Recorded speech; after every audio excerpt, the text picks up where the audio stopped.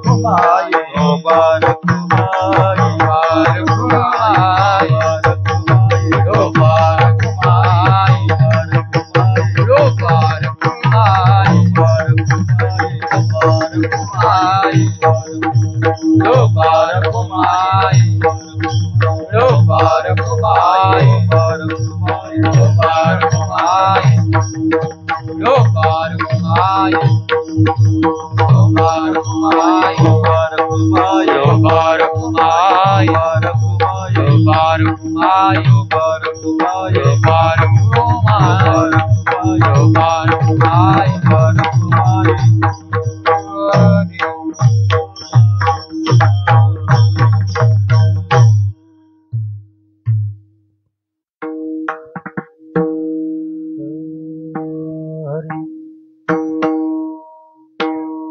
हरी हरी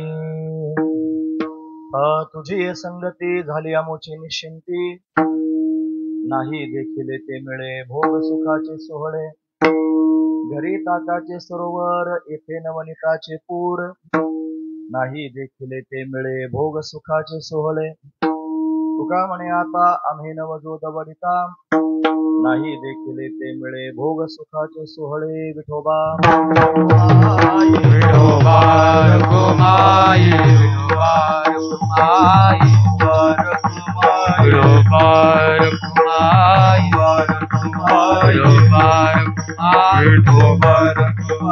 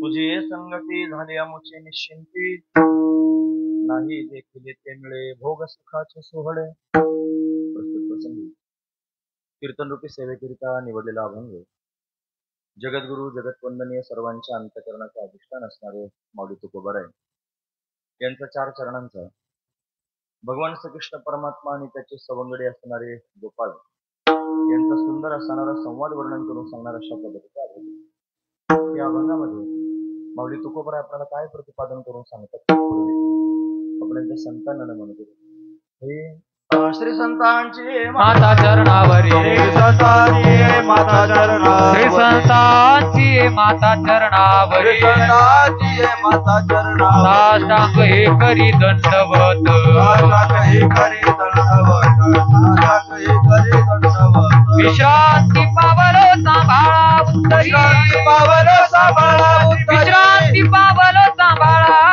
उत्तरी पावलो सांभाळा वाढले अंतरी प्रेम वाढले अंतरी प्रेम सुख वाढले अंतरी प्रेम कमळापती मजरंगाचे विनंती करतो कसे निवारे आपणा सावे हे वचनायिका कमळापती संगती मध्ये रंगाची विनंती करण जोडतो कथे काळी अपना जाई जवळी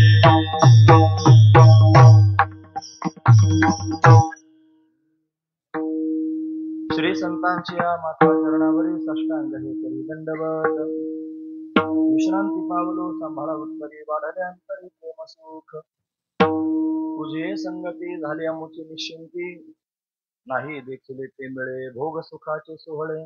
प्रस्तुत प्रतिवर्षीप्रमाणे याही वर्षी संपन्न होत असणारा आपला हा अखंड हरिनाम सप्ताह, या सप्ताहातील असणारी ही काल्याची म्हणजे प्रसादाची असणारी भगवंताची कीर्तनरूपी सेवा ही अकारण करुणा वरुणालय भक्तकाम कल्पद्रुम भगवान पांडुरंग परमात्म्याच्या अथांग करुणेने त्याच्या दयेने या सर्व संयोजक मंडळींच्या माध्यमातून आमच्या वाट्याला दिल्या. सेवेकरिता निवडलेला अभंग जगद्गुरु तुकोबारायांचा. तुकोबारा अभंगाच्या माध्यमातून एक गोड असणारा संवाद वर्णन करून सांगतात. काय सांगतायत महाराज?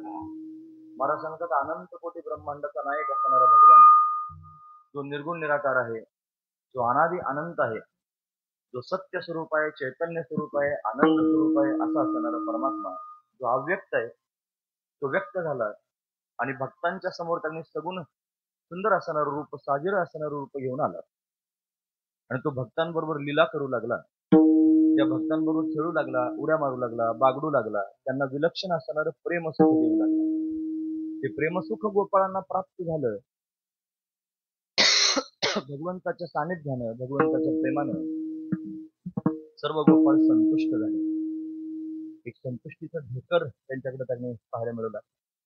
कोणामुळे झालं असेल? फक्त भगवंताच्या सानिध्यामुळे झालं, भगवंताच्या संगतीमुळे झालं. मग कोणासमोर सांगावं? उपलब्धी त्यांनी सांगायची आहे, मला अमुक अनुभव आलेला आहे परमार्थातला, असं सांगायचं आहे. तो कोणासमोरही सांगून चालणार नाही. ज्याला कळतं त्यालाच सांगता येईल. म्हणून ते समजून घेणारं जगात दुसरं कोणीच वाटलं नाही.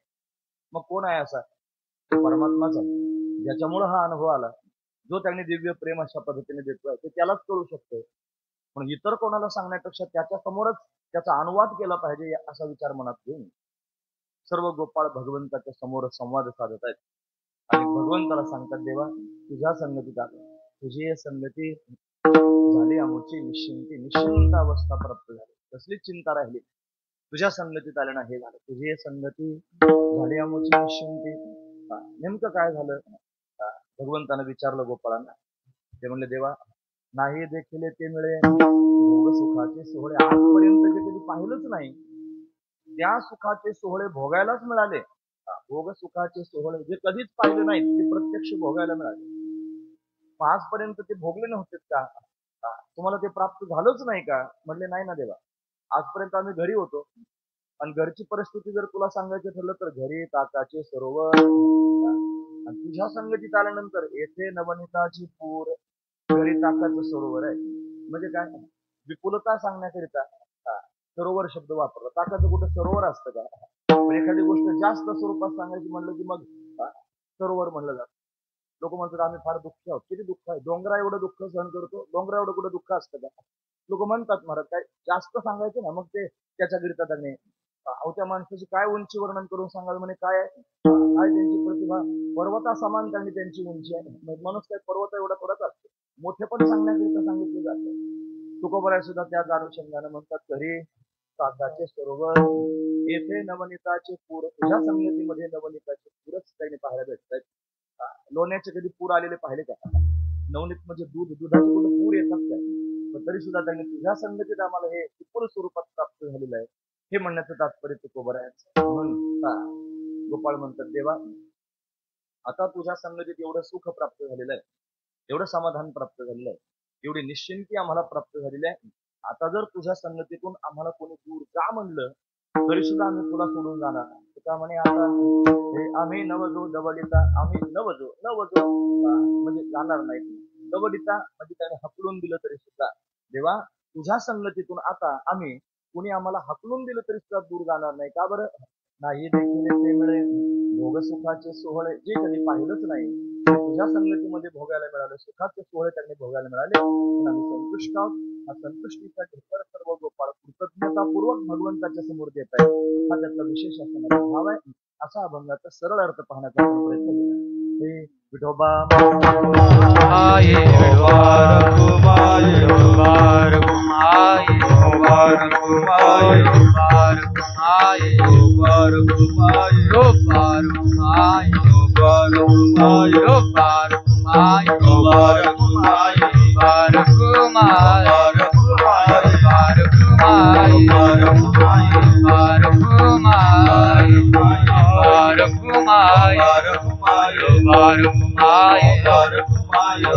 रखुमाये विठोबा रखुमाये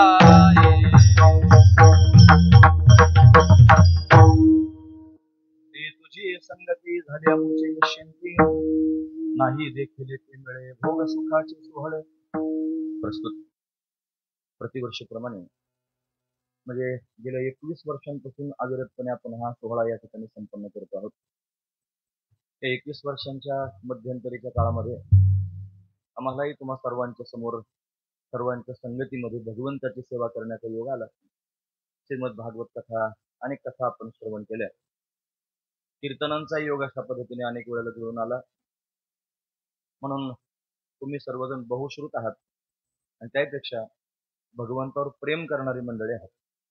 म्हणून बऱ्याच वेळेला साधू संतांना सुद्धा असं वाटतं, हे माझे जातीचे मद भेटो कोणी, आवडीचे धनी घडावया, माझ्या जातीचं कोणीतरी मला भेटावं. म्हणजे मी त्याने अमुक जातीचा आहे त्या जातीचा मनुष्य मला भेटावा तसला अर्थ लावणार.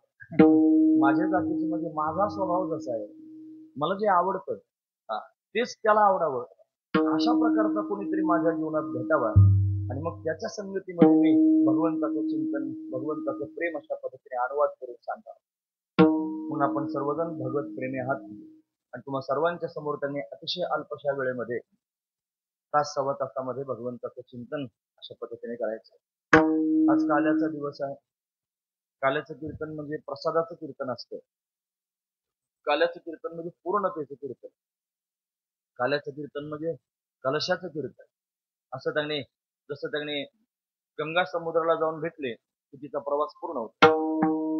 जसा मंदिरावर कलश झाला की मग मात्र त्याचं पूर्णत्व होतं. का सुवर्ण शुद्धी कसो 16 वाजायचं, सोन्याला त्यांनी 16वा कस लागला की सोनं त्याने मला शुद्ध आहे असं त्यांनी करतं. तसं सप्ताहामध्ये काला झाला की सप्ताह पूर्ण झाला असं त्यांनी आपण ठरू शकतो. म्हणून हे पूर्णत्वाचं असणारं कीर्तन. काय करावं या कीर्तनामध्ये, काय नेमकं सांगावं. साधू संतांनी दंडक तयार केला. काय दंडक आहे या कीर्तनामध्ये? भगवंताचं चरित्र प्रकर्षाने सांगावं आणि ते चरित्र सर्वांनी श्रवण करावं. का बरं श्रवण करावं भगवंताचं चरित्र? ते असं आहे महाराज, ते आबाल वृद्धांना भावतं आणि ते सर्वांना त्यांनी मला विलक्षण असणारा आनंद प्राप्त करून देत. कान उंच करून ऐका, महत्वाचा विषय सांगतो. भगवत धामापर्यंत भगवत स्वरूपापर्यंत जर जायचं असेल, तर भगवंताचा आनंद घ्यायचा असेल तर 4 गोष्टींच्या माध्यमातून आपण प्रवास करू शकतो. तर या 4 गोष्टी ज्या मी सांगणार आहे त्या एकच आहेत मला, त्या वेगळ्या नाहीत. भगवंताचं नाम, भगवंताचं धाम, भगवंताचं रूप आणि भगवंताची लीला. किती झाले? 4 मुद्दे झाले. भगवंताचं नाम, भगवंताचं धाम, भगवंताचे गुण आणि भगवंताची लीला, या 4 गोष्टी एकच आहेत. तुम्ही भगवंताच्या नामाचं चिंतन कराल तोच आनंद तुम्हाला प्राप्त होईल. तुम्ही भगवंताच्या धामात वास्तव्य करून भगवंताचं स्मरण कराल तुम्हाला तोच आनंद प्राप्त होईल. तुम्ही भगवंताचे गुण लोकांच्या समोर सांगाल किंवा त्याची गुण ऐकाल तुम्हाला तोच आनंद प्राप्त होईल. तुम्ही भगवंताच्या लीला त्यांनी श्रवण कराल किंवा त्या लीला त्यांनी लोकांच्या समोर सांगाल तुम्हाला तोच आनंद प्राप्त होईल. पण भगवंताचं त्यांनी नाम, भगवंताचे गुण, भगवंताचं धाम, भगवंताच्या लीला हे अतिशय महत्वाचे. मग काल्याच्या कीर्तनात काय केलं जातं? भगवंताच्या लीला वर्णन करून सांगितलं जातं. हे लीला संकीर्तन आहे. तर कीर्तनाचे अनेक प्रकार आहेत. भगवंताच्या स्वरूपाचं ज्ञान त्यांनी सांगावं पाठामधून सांगितलं जातं, त्याला स्वरूप संकीर्तन म्हणतात. स्वरूपाचं ज्ञान सांग. भगवंताच्या गुणांचं वर्णन करून सांगणं, हे ऐका यशश्री औदार्य ज्ञान वैराग्य ऐश्वर हे साही गुणवर्य वसते, हे भगवंताचे गुण आहेत. त्या गुणांचं वर्णन करून सांगणं याला गुण संकीर्तन असं म्हणायचं. अशा अनेक प्रकारचे संकीर्तन मला तुमच्या समोर सांगता येतील. स्वरूप संकीर्तन आहे, गुण संकीर्तन आहे, लीला संकीर्तन आहे, क्रीडा संकीर्तन आहे, नाम संकीर्तन आहे, असे संकीर्तन आहेत. म्हणून वेगवेगळ्या पद्धतीने संकीर्तन करून आपण भगवंताचं चिंतन करू शकतो. अनेक प्रकारचे संकीर्तन पाहायला मिळतात. त्याच्यामध्ये लीला संकीर्तन पण आहे, म्हणून ते त्यांनी भगवंताची लीला सर्वांच्या समोर वर्णन करून सांगावी. आणि हे सांगत असताना स्वतः त्याच्यामध्ये चिंब व्हावं, स्वतःला विसरून जावं, हा त्यातला महत्वाचा विचार आहे. पण 8व्या दिवशी भगवंताचं चरित्र का सांगतात ते चरित्रच असं आहे महाराज की ते श्रवण करत असताना माणसाला स्वतःचा विसर पडतो. मी सांगतो असं नाही, महाराज वर्णन करून सांगतात, हे हा आपुलियाचा विसर भोळा गोविंदू कळा कवतुके, गोविंद कळा कौतुके, गोविंद कळा कौतुके. आपुलियाचा विसर भोळा गोविंद कळा कौतुके, गोविंद कळा कौतुके, गोविंद कळा कौतुके. आपुलियाचा विसर भोळा गोविंद कळा कौतुके, गोविंद कळा कौतुके, गोविंद कळा कौतुके. आपुलियाचा विसर भोळा गोविंद कळा कौतुके, गोविंद कळा कौतुके, गोविंद कळा कौतुके.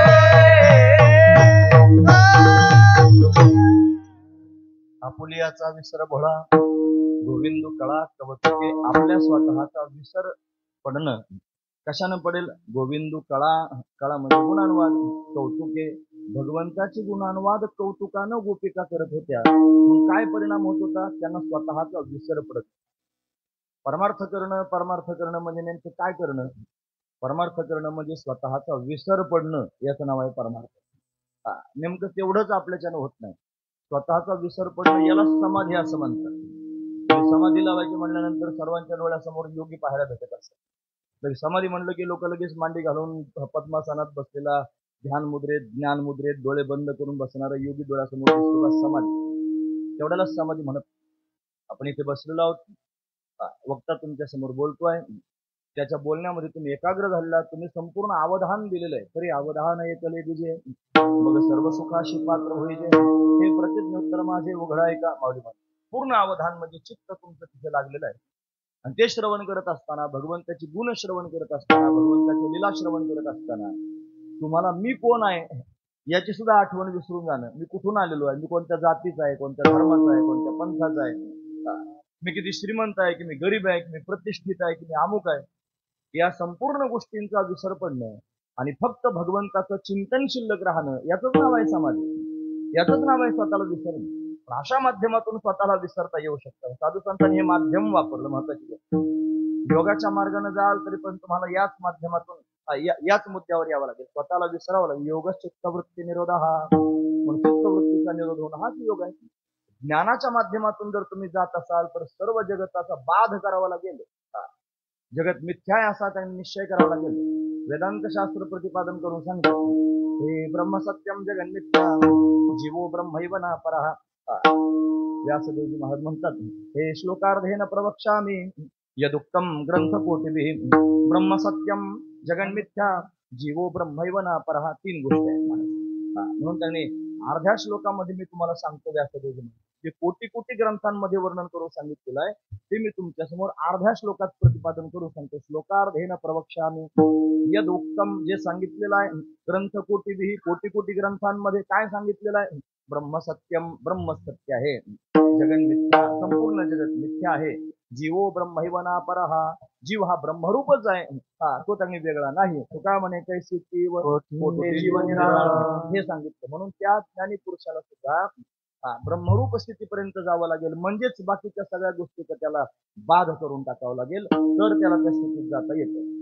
याच्या प्रक्रियेने तुमच्या समोर सांगताय. निष्काम कर्मयोग गीतेमध्ये वर्णन करून सांगितलं, हे कर्मण्येवाधिकारस्ते मा फलेषु कदाचन. आता आपण म्हणून त्यांनी सर्व कर्म आपण करावीत, पण कर्माच्या फलाची अपेक्षा अशा पद्धतीने करू नये.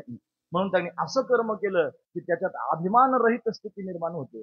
मग तो मनुष्य स्वतःला विसरून जातो आणि मग भगवंतापर्यंत त्याला जाता येतं, तदाकार होता येतं. कोणत्याही माध्यमातून जा, तुम्हाला स्वतःचा विसर पाडावा लागेल.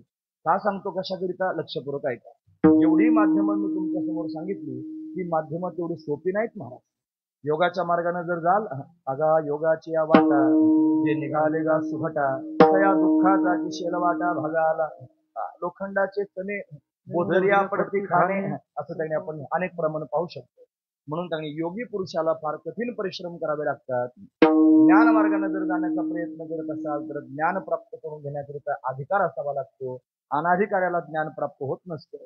आता कुठेही त्यांनी कोणाच्या समोर जाऊन आपण बसलो त्याने तुम्हाला तत्वमसी महावाक्याचा उपदेश केला, तुमच्या कानामध्ये महावाक्य सांगितलं म्हणजे लगेच तुम्ही उद्धरून जाल असं त्याचा अर्थ होत नाही.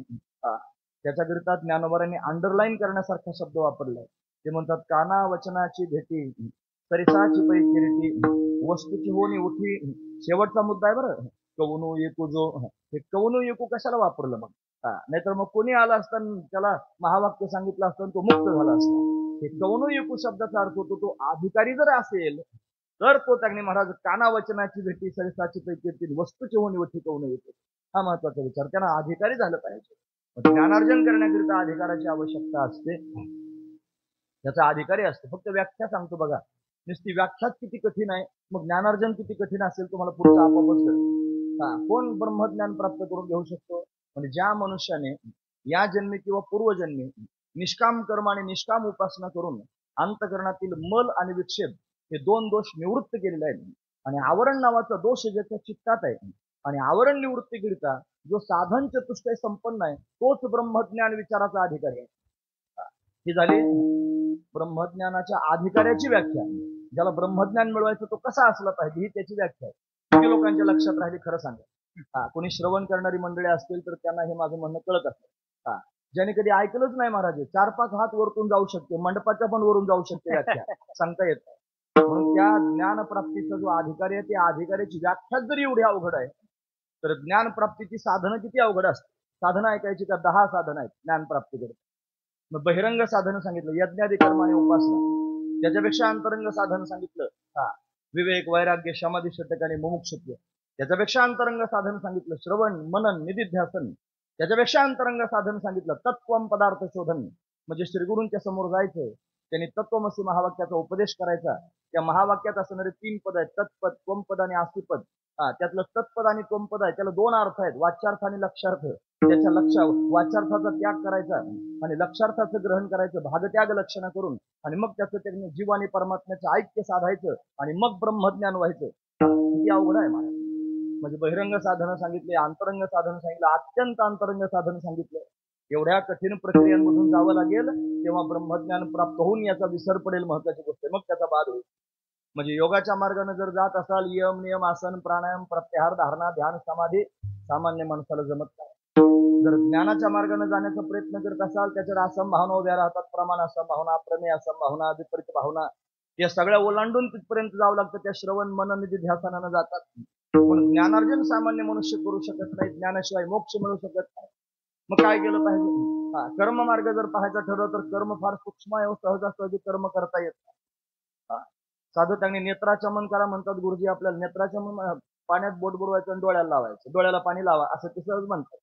ते डोळ्याला पाणी लावायचं असलं तर बत्कन बोट नाही बुडवायचे त्या पातेल्यात, त्या भांड्यामध्ये. ते बुडवले की नख त्याच्यात बुडलं नाही पाहिजे. महत्वाची गोष्ट, नख जर पाण्यात बुडाली तर त्यांनी महाराज त्याचा दोष आहे. म्हणजे नख न लागू देता त्यांनी पाणी असं बोटानं घ्यायचं 2 बोटाला मग डोळ्याला अशा पद्धतीने लावायचं, नाही तर दोष लागतो. सूक्ष्मता लोकांना माहित नाही. ही सूक्ष्मता कर्मात आहे महाराज.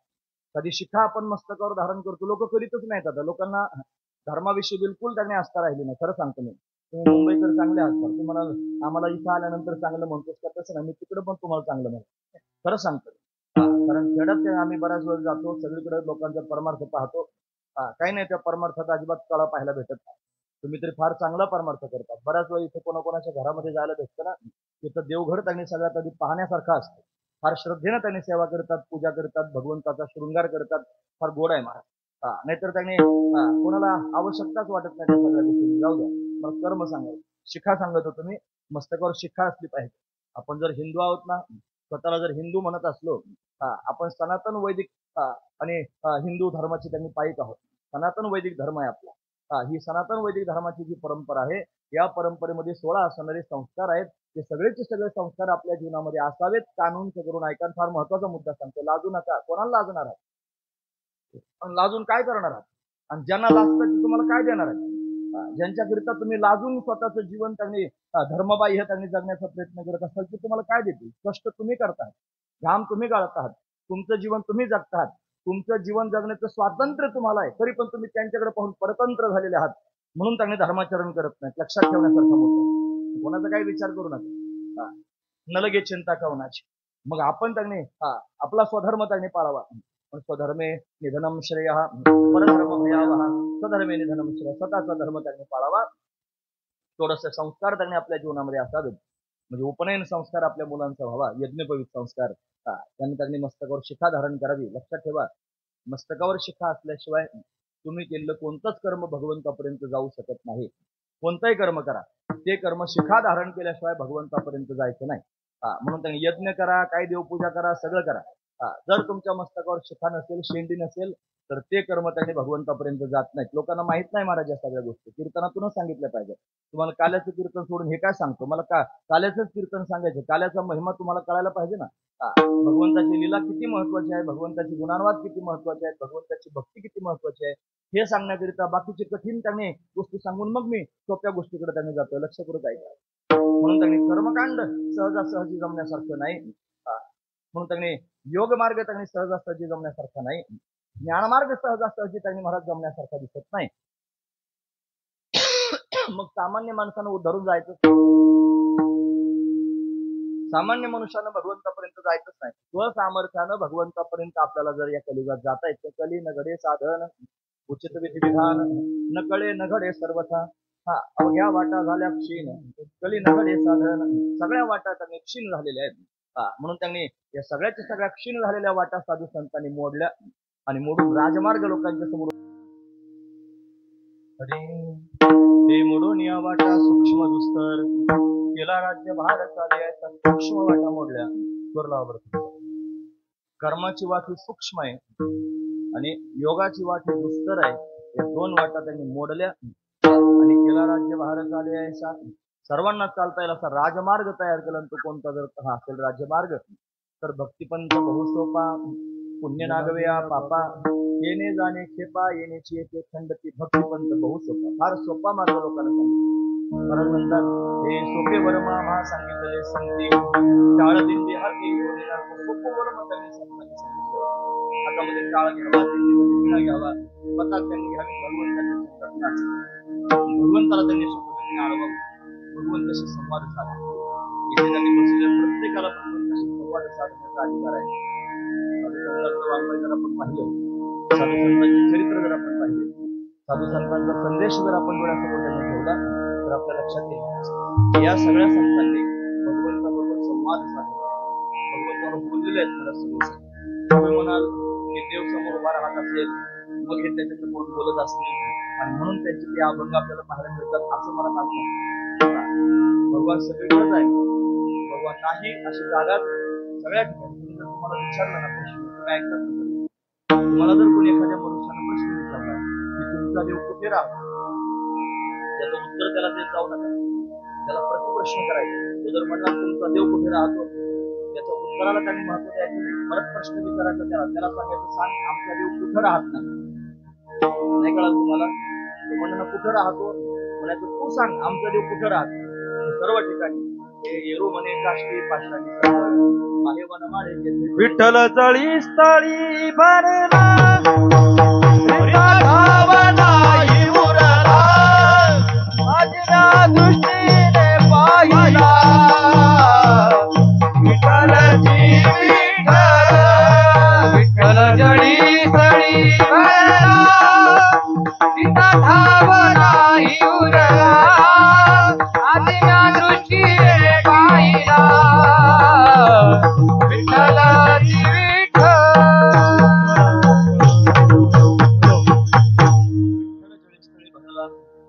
ठाव नाही उरला, आजम्या दृष्टीने पाहिला. विठ्ठलची विठ्ठल, विठ्ठल विस्तारला जनी सप्तही पाताळे घालून.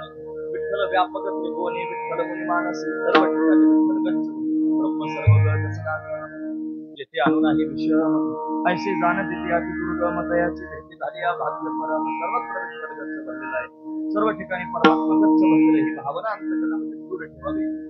मग तो सर्व ठिकाणी जर आहे ना, मग त्याला सर्व काही करता येते हे पण लक्षात ठेवा. करत कर्म विधिनाना, बिगर पायाचा चालतो, डोळे नसताना पाहतो, कान नसताना ऐकतो, तोंड नसताना बोलतो. या सगळ्या गोष्टी त्याला करता येतात. त्याला पायच असावे लागतात, चालायला असं नाही. तू कुठेही आहेस ना सर्व म्हणून तरी तो परमात्मा आहे ही शाश्वती अंतर्गत ठेवावी. आणि जिथं असाल तिथून देवाबरोबर बोलायला सुरुवात करावी.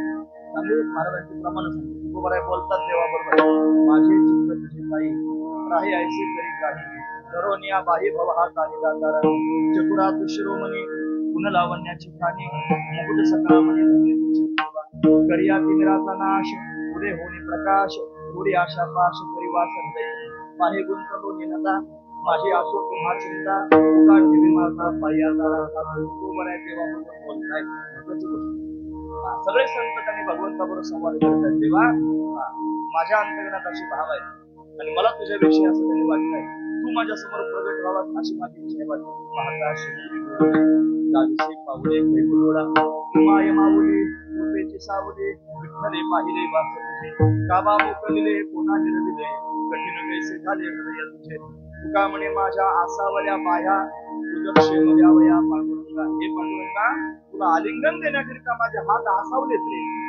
माझ्या डोळ्यांना त्यांनी अशा पद्धतीने तळमळ झाले, कधी तुला पाहिजे माझ्या इंद्रियाची लागले भांडण मला तिला कान रसना झाली तरी ती तळमळ हस्तपाल भाड नेत्राची तुकाळ पडला थोड.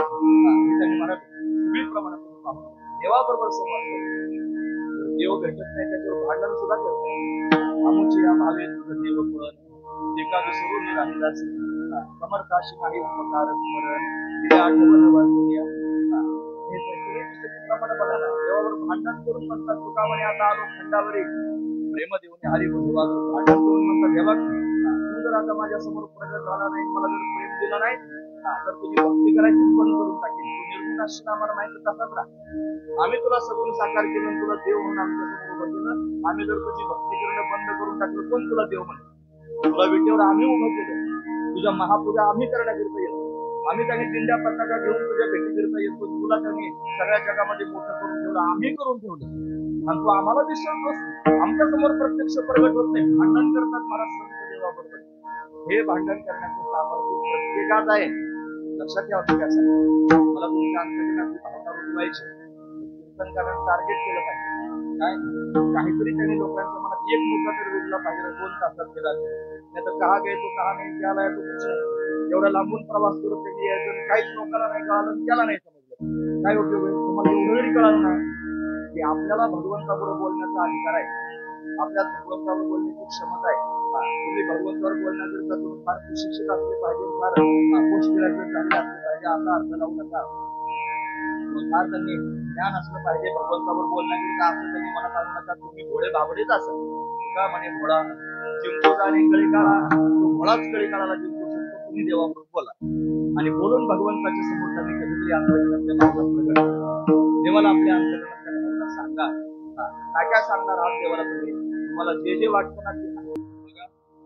नेहमी तुमच्या समोर सांगण्याचा विचार करताय ना, हे जर तुम्ही केलंच ना तर ते करण्यानं तुम्हाला कठीण असणारा सूक्ष्म मार्ग कर्म मार्ग सुद्धा सांगेल आपोआपच. त्यांना जे फळ मिळणार आहे ना ते तुम्हाला मिळेल.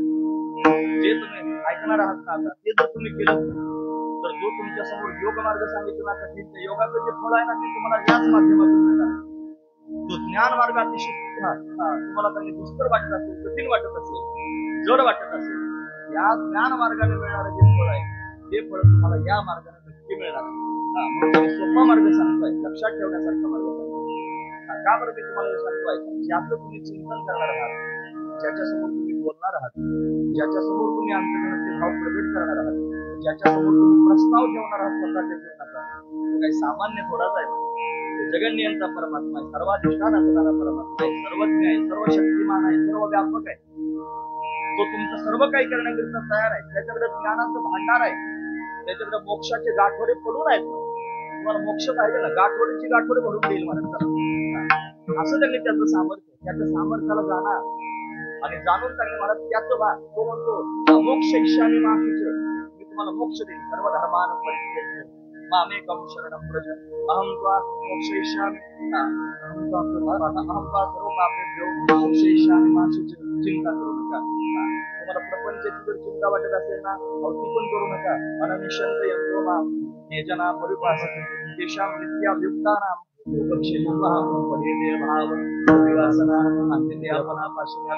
करायला तो तयार आहे.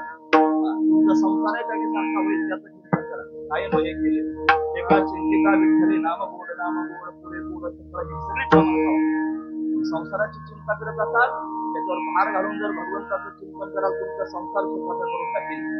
जर परमार्थात त्यांनी मला अग्रेसर होण्याची चिंता वाटत असेल काही मी उद्धार पावेन काही हे कृपा करणं नारायण त्याच्यावर भार घाला तुका म्हणे भार घातली यावरी होईल कैवारी नारायण. तो कैवार घेऊन येईल तुम्हाला त्यांनी मोक्ष स्वरूपाची ज्ञानाची प्राप्ती करून येईल. ज्ञानाला मोक्ष त्याच्या जीवनामध्ये प्राप्त होईल. फक्त त्याच्याशी संवाद साधण्याची गरज आहे. त्याच्याशी बोलण्याची गरज आहे. त्याला सांगण्याची गरज आहे. पण ते सांगण्याकरिता आधी आपल्या पोटात ते वाटलं पाहिजे की हे देवाला सांगायचं. आधी मनात ठरवलं पाहिजे की हे देवाबरोबर बोलायचं. काय काय वाटतं तुम्हाला ते तुम्हाला काय वाटत असेल मला माहित नाही पण मी गृहीत धरतो तुम्हाला वाटतं आणि त्या पद्धतीने तुमच्या मनात त्या भावना मी माईक मधून बोलून दाखवतो.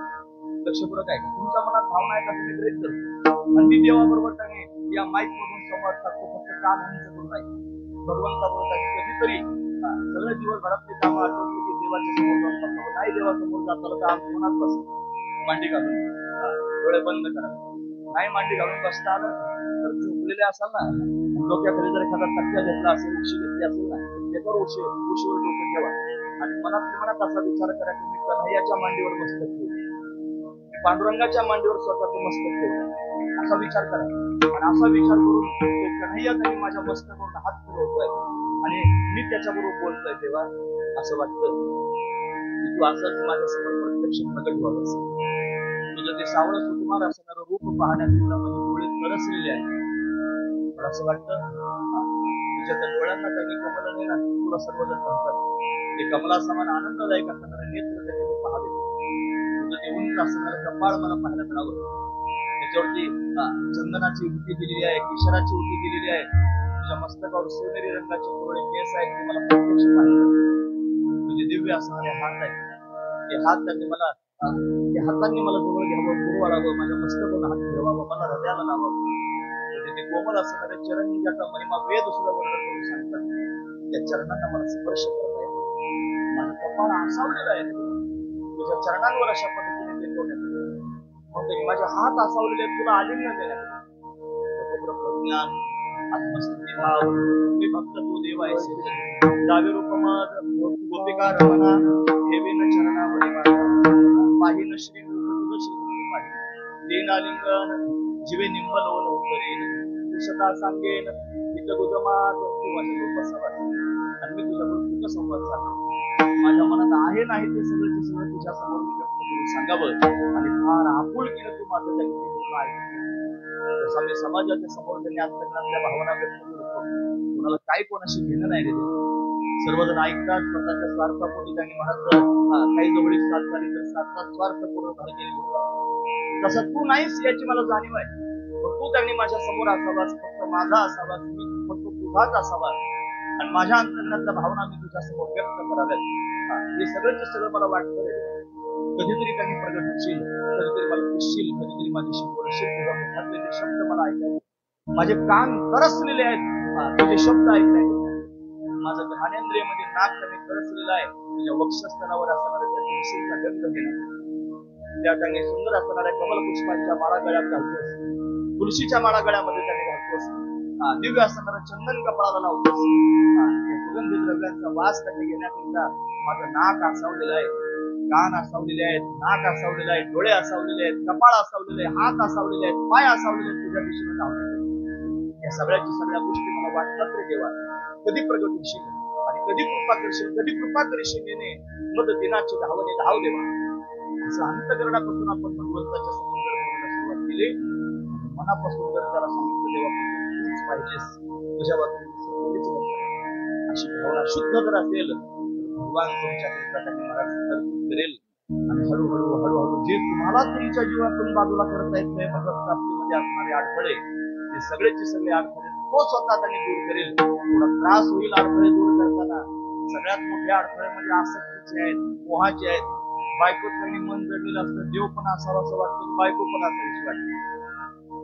हे खरं बोलतो देव पण असावं वाटतं मुलांचं पण चांगलं व्हावं असं वाटतं देव पण असावं असं वाटतं बंगला गाडी पण असावीशी वाटतं देव पण माझा असावा असं वाटतं, मला प्रतिष्ठा मान सन्मान पण असावा असं वाटतं. लक्षात ठेवा, ज्याला देव पाहिजे असेल ना, देवातून जगातलं काहीच नको ही भावना पोटातून तयार व्हायला पाहिजे. देवातून काहीच नको ही भावना, नाही तर नक्कल करतो आता.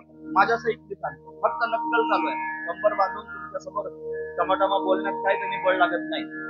तुमचं वजन मारून घेण्याचं, छाप करून घेण्यामध्ये काय मला जास्त श्रम पडत नाही, उलट चांगलं वाटतंय. आणि महत्वाची गोष्ट म्हणून त्यांनी मला बोलणं फार सोपं असतं.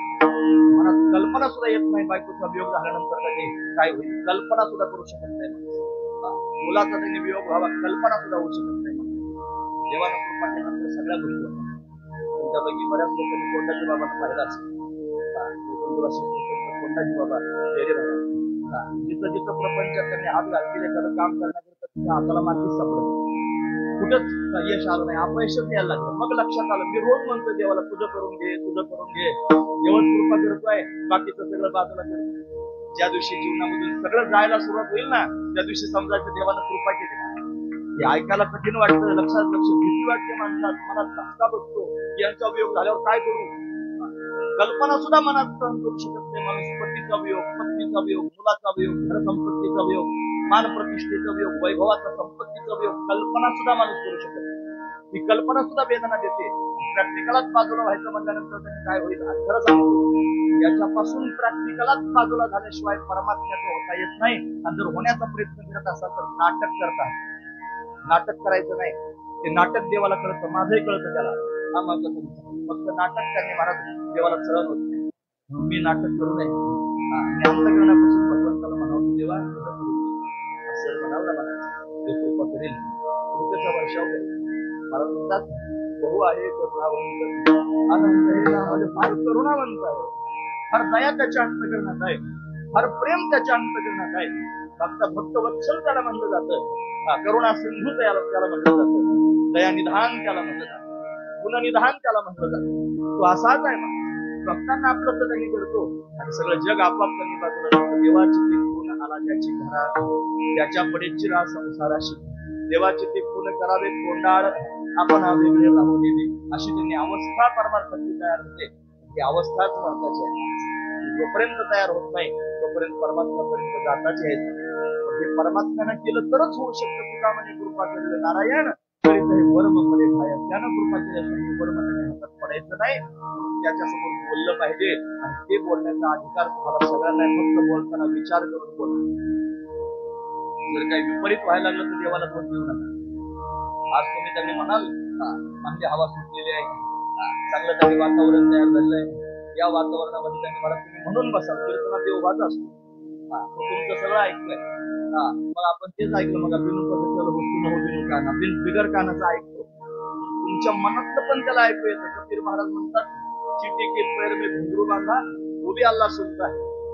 मुंगीच्या पायात घुंगरू बांधलं ते पण देवाला ऐकू जातं. सगळ्यांचं ऐकणार आहे, तुमच्या मनातलं त्यांनी ऐकलं. इतकं बसून जर त्याच्या समोर संकल्प कराल ना, तेव्हा तुझंच करून घे. मग फक्त लक्षात ठेवा, तोच राहील, फक्त बाकी कोणी राहणार नाही. तुम्हाला काय शाप बिप देतो का काय आम्हाला? तसं नाही हो. वस्तुस्थिती सांगणं म्हणजे काय शाप दे नाही. आणि खरं सांगा बरं, साधू संतांच्या जीवनात काय पाहायला भेटतं तुम्हाला? फक्त तोच पाहायला भेटतं. आणि ते पण तसंच म्हणले, तो मज भावा, तो मज भावा, तो मज भावा, तो मज भावा, तो मज भावा, तो मज भावा, तो मज भावा, तो मज भावा, वेळोवेळा भावा पांडुरंग, वेळोवेळा भावा पांडुरंग.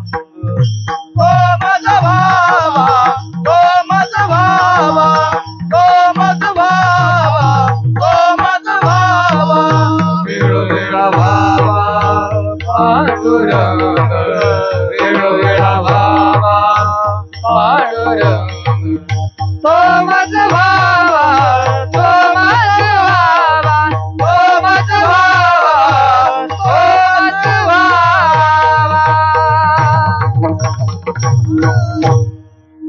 तो मज भावा, तो मज भावा, वेळोवेळा भावा पांडुरंग, वेळोवेळा भावा पांडुरंग.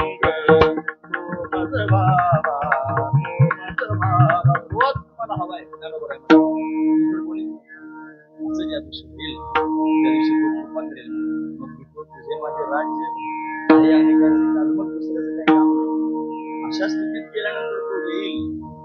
तो आनंद देण्याकरिता येईल, सांभाळण्याकरिता येईल. आणि त्याने एकदा सांभाळलं ना महाराज, मग जगाशी काय घेणं देणं वाटणार नाही. तुका म्हणायचं तू वाटत रोमांच तो जर भेटला की मग रोमांच उभे राहतील, कंठ दाटून येईल, हृदय भरून येईल, भगवानच डोळ्यासमोर दिसेल. जगाशी काय घेणं देणं वाटणार. तुम्ही मला चांगलं म्हणताय त्याच्याशी काय घेणं देणं, तुम्ही मला वाईट म्हणताय त्याच्याशी काय घेणं देणं लागणार.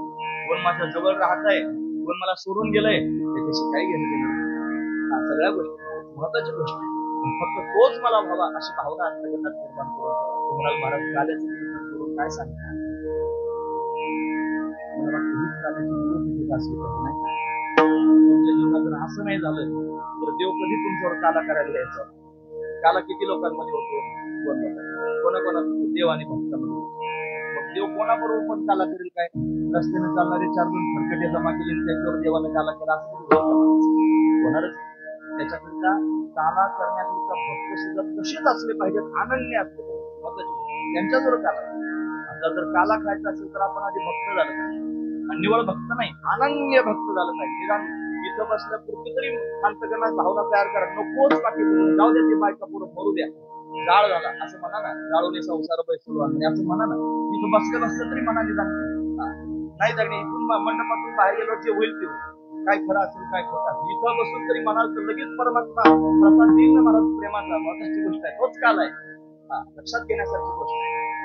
म्हणून त्यांनी अशा पद्धतीनं सगळेचे सगळे संत महापुरुष या स्थितीत गेले, या भूमिकेत गेले. देवच पाहिजे म्हणायला लागले. देवानं नोंद करून घेतली. त्यांना ज्यांना हे पाहिजे ना त्याची नोंद करा. कोणाला कोणाला काय काय पाहिजे त्याची नोंद करून घेतोच महाराज. तुमचं काहीच व्हायला जाऊ देत. तुम्ही जर त्याची भक्ती करत असाल, तुम्ही त्याची सेवा करत असाल, तुम्ही त्याच्याकरता कष्ट घेत असाल तर त्याचा मोबदला दिल्याशिवाय राहत नाही. मग तुम्ही संसार प्राप्तीकरिता जर कष्ट घेत असाल तर तुमचा संसारच महत्व देईल. हा महत्वाचा विचार. पण तुमचे प्रयत्न कशा करताय ते जास्त महत्व करतात. ते जास्त मॅटर करतं. काय तुम्ही कशाकरिता प्रयत्न करता त्याच्याकरिता जर करत असाल तर तो स्वतःला देऊन टाकेल. मला माहित आहे त्याने या गोपाळांना एकदा वैकुंठात केलं. सगळे गोपाळ त्यांनी भगवान वरून लोकात जाऊन आला. आणि वरून लोकात जाऊन आल्यानंतर ते सगळ्यांना त्यांनी नंद बाबा सांगायला लागले की असं आहे आपल्याकडे त्याला फार मान सन्मान प्राप्त झाला. वरून त्यांनी महाराज त्याची फार सेवा केली, त्याचं स्वागत सत्कार केला. सगळे गोपाळ म्हणजे देवा ब्रह्मदेवाच्या सत्य लोकात जातोच काय, वरुणाच्या वरून लोकांमध्ये जातोच काय, सगळ्या लोकांमध्ये जातो. आम्हाला एक मला लोक दाखवून जातो काय. एखादं त्यांनी धाम दाखवतो चला ब्रह्मांड घाटावर गेले सगळे गोपाळ. आणि नेल्यानंतर त्याच्या उडी मारायला तुम्ही सगळे वृंदावनात आले असाल ना. त्या वृंदावनाच्या यात्रेच्या काळात त्यांनी महाराज सगळे घाट वगैरे बांधले. ब्रह्मांड घाटावर उडी मारायला. उडी मारल्याबरोबर सगळ्या गोपांना वैकुंठात घेऊन घ्या. वैकुंठात गेल्यानंतर तिथं नाही आदिवासी आता आपण पाहतो की नाही अशी दिव्य स्थिती वैकुंठ. सगळे 4 हातात नाजले की मायाचा कमला उघाडू, जिकडे पाहावे तिकडे चतुर्भुज गोपाळू अशी त्यांनी सगळे त्यांनी साध्य आतमध्ये देवानं प्रवेश केला. सगळ्या गोपाळांना पेंद्या वरद्या वाकड्या कोंबड्या सगळ्यांना त्यांनी घेऊन गेलं. आणि गेल्यानंतर त्यांनी महाराज तिथं सगळ्या 4 हाताच्या लोकांना सांगितलं बघा काही बोलायचं नाही कोणी, सगळ्यांनी फक्त पाहत राहायचं, अजिबात काही बोलायचं असं सांगून टाकलं. फक्त त्याच्या आसनावर जाऊन बसलो.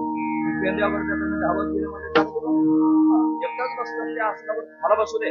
पेंद्या समोर गेला हो तिकडं मग त्याच्या आसनावर बसलो. पेंद्यावरती जातो वरदे आला. तुम्हाला फार लाडाचा फार प्रेमाचा आहे का, मला पण बसू दे हो तिकडं. इकडून पेंद्या इकडून वरदे समोरून वाकुडे आला. तुम्हाला वा वा वा वा ते दोघं फार प्रेमाचे दिसतात. त्यांना तुझ्या आसनावर बसून घेतलं. मी कुठं बसायचं. देवाचा हात धरला खाली ओढलं मला. ते 4 हाताचे होते ना गदा पण मग त्यांनी शंकेचं घेऊन त्यांनी समोर धावून यायला लागलं. देवानं डोळे मोठे केले. फक्त बघायचं सांगितलं ना, जास्त वळवळ करायची नाही. देवानं रागानं पाहिलं, शांत राहिलं. स्वतः खाली उतरला आणि त्या वाकुड्याला त्यांनी अशा पद्धतीने स्वतःच्या आसनावर बसवलं. आणि जर प्रसन्न झालं तर स्वतःचा आसन सुद्धा देऊन टाकतो. त्याच्यापेक्षा त्यानं अजून काय करायला पाहिजे. प्रसन्न झाल्यानंतर सर्वस्व देऊन टाकतो, स्वतःला देऊन टाकतो. त्याला मागा तो मिळेल. त्याच्याकडे मागाल जे मागाल ते मिळेल. महत्वाची गोष्ट त्याला मागा तो मिळेल. त्याच्याकडे मागाल तुम्ही जे मागाल ते मिळेल. आपण काय मागतो त्याला जास्त. त्याला जर मागत असाल तर तू आपल्या समोर प्रत्यक्ष प्रगट हो. आपल्या सर्वांना सांभाळण्यासाठी तयार आहे. सगळ्या ऋषीमुनी त्यांनी प्रदर्शने केले. त्यांना वर्म करायला तुका म्हणे मात कळले त्यांची वर्म जे जे कर्म धर्म नाशिक समचरण दृष्टी विटेवरी साजरी तेथे माझी हरी आहोत आणि त्यांना लगे माईक पदार्थ येथे माझे आर्थ होतो देवा ब्रह्मादिक पदे दुःखाची शिराने येथे तुका म्हणे आम्हा कळले त्यांची वर्म जे जे कर्म धर्म नाश सगळे कर्म धर्म नाश म्हणतायत ब्रह्मादिक पद सुद्धा त्यांनी दुःखाची शिराने आहेत ते मला काहीच नको आहे फक्त तुझ्या समान चरणाच्या ठिकाणी माझी दृष्टी राहावी मला तुझं प्रेम राहावं काही नको असं म्हणाल परमात्मा कृपा करील महत्वाचा मुद्दा आहे अनेक ऋषीमुनींनी त्यांनी मला हे अर्थ अंतकरणात धारण केलं आणि भगवंताच्या समोर असा संवाद साधला तो संवाद भगवंतांना ऐकला मनात देवाबरोबर बोललेलं देवाला ऐकू येतो हे तुम्हाला आता फक्त कळालं याच्या आधी तुम्ही बऱ्याच वेळा ऐकला तर तुम्हाला गेलं एवढंच येतं मला एवढंच येऊ द्या मला मी जे सांगतोय ना कोणी म्हटलं ना मला की तुला एवढंच येतं एवढंच येऊ द्या 4 वर्षातून तुम्ही ऐकत आहात तुमची बॅटरी चार्ज झाल्याशिवाय राहणार नाही मी तुमच्या समोर 100 वेळा जरी हे सांगितलं असणार ना एखादाच पाहायला मिळेल महाराष्ट्राचा एक पाठ आहे त्याच्या लक्षात राहील मग प्रवाहात वाहत जातो त्याला विसर पडतो उजाळा पण झाला पाहिजे ना उजाळा महत्वाचा मुद्दा मी तुमच्या समोर सांगतो गरजेचा मुद्दा मी तुमच्या समोर सांगतो मला अभंगाचं चिंतन पण मांडता येईल आमचे गुरुजी होते ना त्यावेळेला त्यांना ते चिंतन फार आवडायचं मी त्यांच्याकडे शिकलो परमपूजनीय आदरणीय प्राप्त वैकुंठ पंढरीनाथ महाराज देवकर त्यांच्याकडे माझं ग्रंथाचं चिंतन अभंग सोडत म्हणलं की अभंगाचं चिंतन त्यांनी मांडलं मला माहिती आहे मी अभंगाचे तुकडे करून समोर तुमच्या ठेवू शकतो परत बोलून तुम्हाला सांगू शकतो माणसाला अक्कल असली की काही करतो माणूस खरं सांगतो मी डोकं लावल्यानंतर चिंतन करून काही तुमच्या समोर मांडता येईल ते मांडून तुम्ही किती लक्षात ठेवणार आहात मला हे जे मी सांगतो हे तुमच्या मनात घुसतं की ते पण मला सांगतो हे जर मनात घेऊन गेलात तर कन्हैयावर प्रेम कराल त्याच्यावर प्रेम कराल तर जे कधीच पाहिलं नाही ते खायला भेटेल महत्वाची गोष्ट ते भोगायला भेटेल महत्वाची गोष्ट असू दे म्हणून भगवंताशी संवाद साधता येतो भगवंताशी बोलता येतं भगवंताने त्याची नोंद घेतो सगळ्या ऋषीमुनीने भगवंताचं चिंतन केलं तेव्हा तू मला हवायचं तुझी संगती हवी तू त्याने दिसावास तू बोलावास अशी अपेक्षा आम्ही करणार आहे भगवंताने सांगितलं अनेक प्रकारचे लीला करतो अनेक अवतार धारण करून येतो अनेक अवतार घेशी अनेक अवतार त्याला सत्ययुगामध्ये त्याने वराह नरसिंहाचे रूप धारण केले आणि भक्तांचा सांभाळ अशा पद्धतीने त्रेतायुगामध्ये राम रूपानं प्रत्यक्ष प्रकट झाला रावण कुंभकर्णाचा निपात करून त्याने पृथ्वीवर पापाचा भार लावला द्वापार युगामध्ये कृष्ण रूपानं प्रगट झाला का प्रगट झाला असेल त्याचं कारण फार दुराचारी जन्माला कंसासारखे जरासंधासारखे दुर्योधनासारखे दुःशासनासारखे शिशुपालासारखे दंतवक्रासारखे शाल्वासारखे हे सगळे वाईट लोकांची नावं का बरं ते आधी आले म्हणून तर देवाला यावं लागलं म्हणतात त्यांनी फार प्रेमाने आपल्या सर्व लोकांना त्रास द्यायला सुरुवात केली पृथ्वीवर पापाचा भाग झाला पृथ्वी भगवंताकडे गेली देवानं त्यांनी आकाशात जरा सांगितलं की देवकीच्या घरी येणार आहे देवकी कंसाची फुलत लग्न आहे तिचा विवाह वसुल्या विवाहात विघ्न आलं तिच्याच पोटी आठवण येऊन तुला मारणार आहे ते आकाशवाणी सांगितलं कंस घाबरला त्यानं देवकीला मारहाण करायला सुरुवात केली हात तो धरला वसुदेवानं काही मला 4 नीती सांगितल्या कंसानं वसुदेव देवकीला बंदीखान्यात टाकलं याचा काळ देवकीला 6 लेकरं झाली 6 लेकरं मारले कीर्तनात मरतात तुम्हाला माहितीच आहे ना मला या सगळ्या गोष्टी मग ते तुम्ही याच्या आधी अनेक वेळा आहे मग सांगायचं नाही का सांगितलं ना मला एवढं सांगितलं कशा शब्दात तुमच्या मनात सुद्धा उतरलं मला तुला 6 लेकरं झाले मारले कंसाने 7वा गर्भ आला तो पळवला तो रोहिणीच्या गर्भात स्थापन केलं वसुदेवाची पत्नी पण नंदराजाच्या आश्रयाला जाऊन राहिली नंदराज आणि वसुदेव दोघे मित्र आहेत कंसाची भीती आहे म्हणून त्यांनी मला 6 पत्नी आहेत पहिल्या वसुदेवाला 7वी पत्नी देवकी 6 पत्नी त्यांनी त्याच्या भीतीने परत थांबल्या अशा पद्धतीने रोहिणी नंदराजाची थांबली तिच्या गर्भामध्ये नेऊन त्यांनी 7वा गर्भ त्याला संकर्षण असं म्हणतात त्याला बलराम असं म्हणतात भाद्रपद शुद्ध शक्तीला पक्षी गाडी तिला पुत्र रत्नाची प्राप्ती झाली मुलगा झाला पण डोळे उघडत नाही हा डोळेच का उघडत नाही म्हणून ब्राह्मणाला विचारलं त्याची जन्मपत्रिका पाहिजे आणि हा सामान्य नाही हा तर शेष नारायणाचा अवतार आहे शेष नारायण म्हणजे भगवंताचा आसन आहे ज्यावरती आसन गोकुळात आलं त्यावरती आसनावर उभं राहणारा सुद्धा इथे येणारच आहे हा विचार आसनावर बसणारा पण येणार नाही मग कन्हैया येणार आहे भगवान विष्णू त्याची प्रत्यक्ष प्रगट होणार आहे कसे प्रगट होतील कोण्या ब्राह्मणाला विचारणारे असं करा तुमच्या राजाला त्यांनी संस्कृत केली नंद राजाला बऱ्याच काळापर्यंत संस्कृत केली सगळ्या गावाने जर देवाला सांगलं घातलं आम्हाला बुद्धाने जर काही व्रत केलं तर भगवान प्रगट होतील काय व्रत करायचं निर्जला एकादशी व्रत करायला सांगितलं दर 15 दिवसाची एकादशी निर्जला आम्हाला वृद्ध म्हणजे लहान त्याच्यानंतर 15 दिवसाची एकादशी बिगर पाण्याची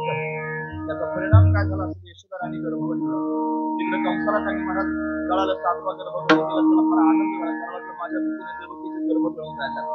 त्याला काय माहिती त्याचा काळ जवळ आला म्हणून भगवान प्रगट होणार आहे. देवकीचे त्यांनी भगवंताला वसुदेवाच्या हृदयात प्रवेश केला. वसुदेवाच्या हृदयातून तेज रूपाने देवकीच्या हृदयात प्रवेश केला. देवकीचं तेज वाढू लागलं, कंसाचं हृदय जळू लागलं, रोमास पूर्ण झाले. देवदेवता गर्भवती करण्याकरिता आल्या. सत्यव्रतम सत्यब्रह्म सत्यम सत्यं सत्यस्य सत्यव्रत सत्यविक्रम सत्यात्मकम शरणं प्रपन्ना. देवतांनी भगवंताचं स्तवन अशा पद्धतीने केलं. श्रावण महिना आला, त्याच्यात मध्य पक्ष आला, त्याच्यात अष्टमी तिथी आली, बुधवारचा दिवस आला, ग्रहनक्षत्र भगवंताला अनुकूल झाले. रात्रीची 12 वाजले. काय हे सगळं भगवान करतोय? त्याला भक्तांना आनंद देण्याकरिता यायचं. सगळ्या लोकांचं साकडं त्यांना ऐकलेलं आहे. सर्व अंतकरणापासून त्याला म्हणत होते तुझ्या दर्शनाची आस लागली आहे, तुला पाहावंसं वाटतंय, तुझा शब्द ऐकावासा वाटतो, तुझा स्पर्श त्याने हवासा वाटतो.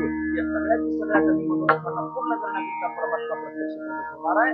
लख असणारा प्रकाश रात्रीच्या 12 वाजता कारागृहामध्ये पडला. त्या प्रकाशाने दिव्य असणारी आकृती धारण केली. 8 वर्षाची चतुर्भुज असणारी भगवंताची मूर्ती प्रत्यक्ष प्रकट झाली. 4 हात घेऊन आला. 4 हात का आणले असतील त्याचे बरेच भाव आहेत. वेळ जास्त झाल्यानंतर जास्त भाव सांगत जातो. महत्वाची गोष्ट असू द्या. मला ते बघा सांगत होते ना, वर्ष कानात ते म्हणजे महाराज तुम्ही 1 वाजेपर्यंत कीर्तन करा. त्यांनी मला सांगितलं मी काय करू त्याला, आता मी पाहून घेतो, त्याच्यावर भांडण करायचं करू नका. भगवंतांनी प्रगट झालेला आहे. 4 हात घेऊन आलेला आहे. 4 हात का घेऊन आला त्याचं कारण आहे. देव सांगताय मी तुम्हाला 4 पुरुषार्थ देण्याकरिता धर्म अर्थ काम मोक्ष चतुर्विध पुरुषार्थ देण्याकरिता आलो. 4 प्रकारच्या मुक्ती देण्याकरिता आलो. सर्वता सर्वता स्वरूपता सायुज्यता या मुक्ती देण्याकरिता मी अशा पद्धतीने तुमच्यासमोर आलेलो आहे. तेव्हा एवढा महत्वाचा शब्द झाला तुम्ही सांगू लागला मी आलो इथपर्यंत, ठीक आहे, तुम्हाला थांबायचं नाही, मग मला जायचंय. कुठे जायचं? मग भगवान रस्ता नंदाच्या घराला, नंदाच्या घराला मदने गोकुळाला, मदने गोकुळाला, मदने गोकुळाला माया उपदली तेथे ठेवी मदनी येथे आनंदाच्या घराला, नंदाच्या घराला मदने गोकुळाला, मदने गोकुळाला, मदने गोकुळाला मदने गोकुळाला माया उपदली तेथे मजा आणि येथे देवाला सगळं किती अवघड प्रक्रिया आहे. आता हा लहान होणार, मग वसुदेवी त्याला घेऊन जाणार, मग तो तिथं लहानचा मोठा होणार, मग कंसाला मारण्याकरिता येणार.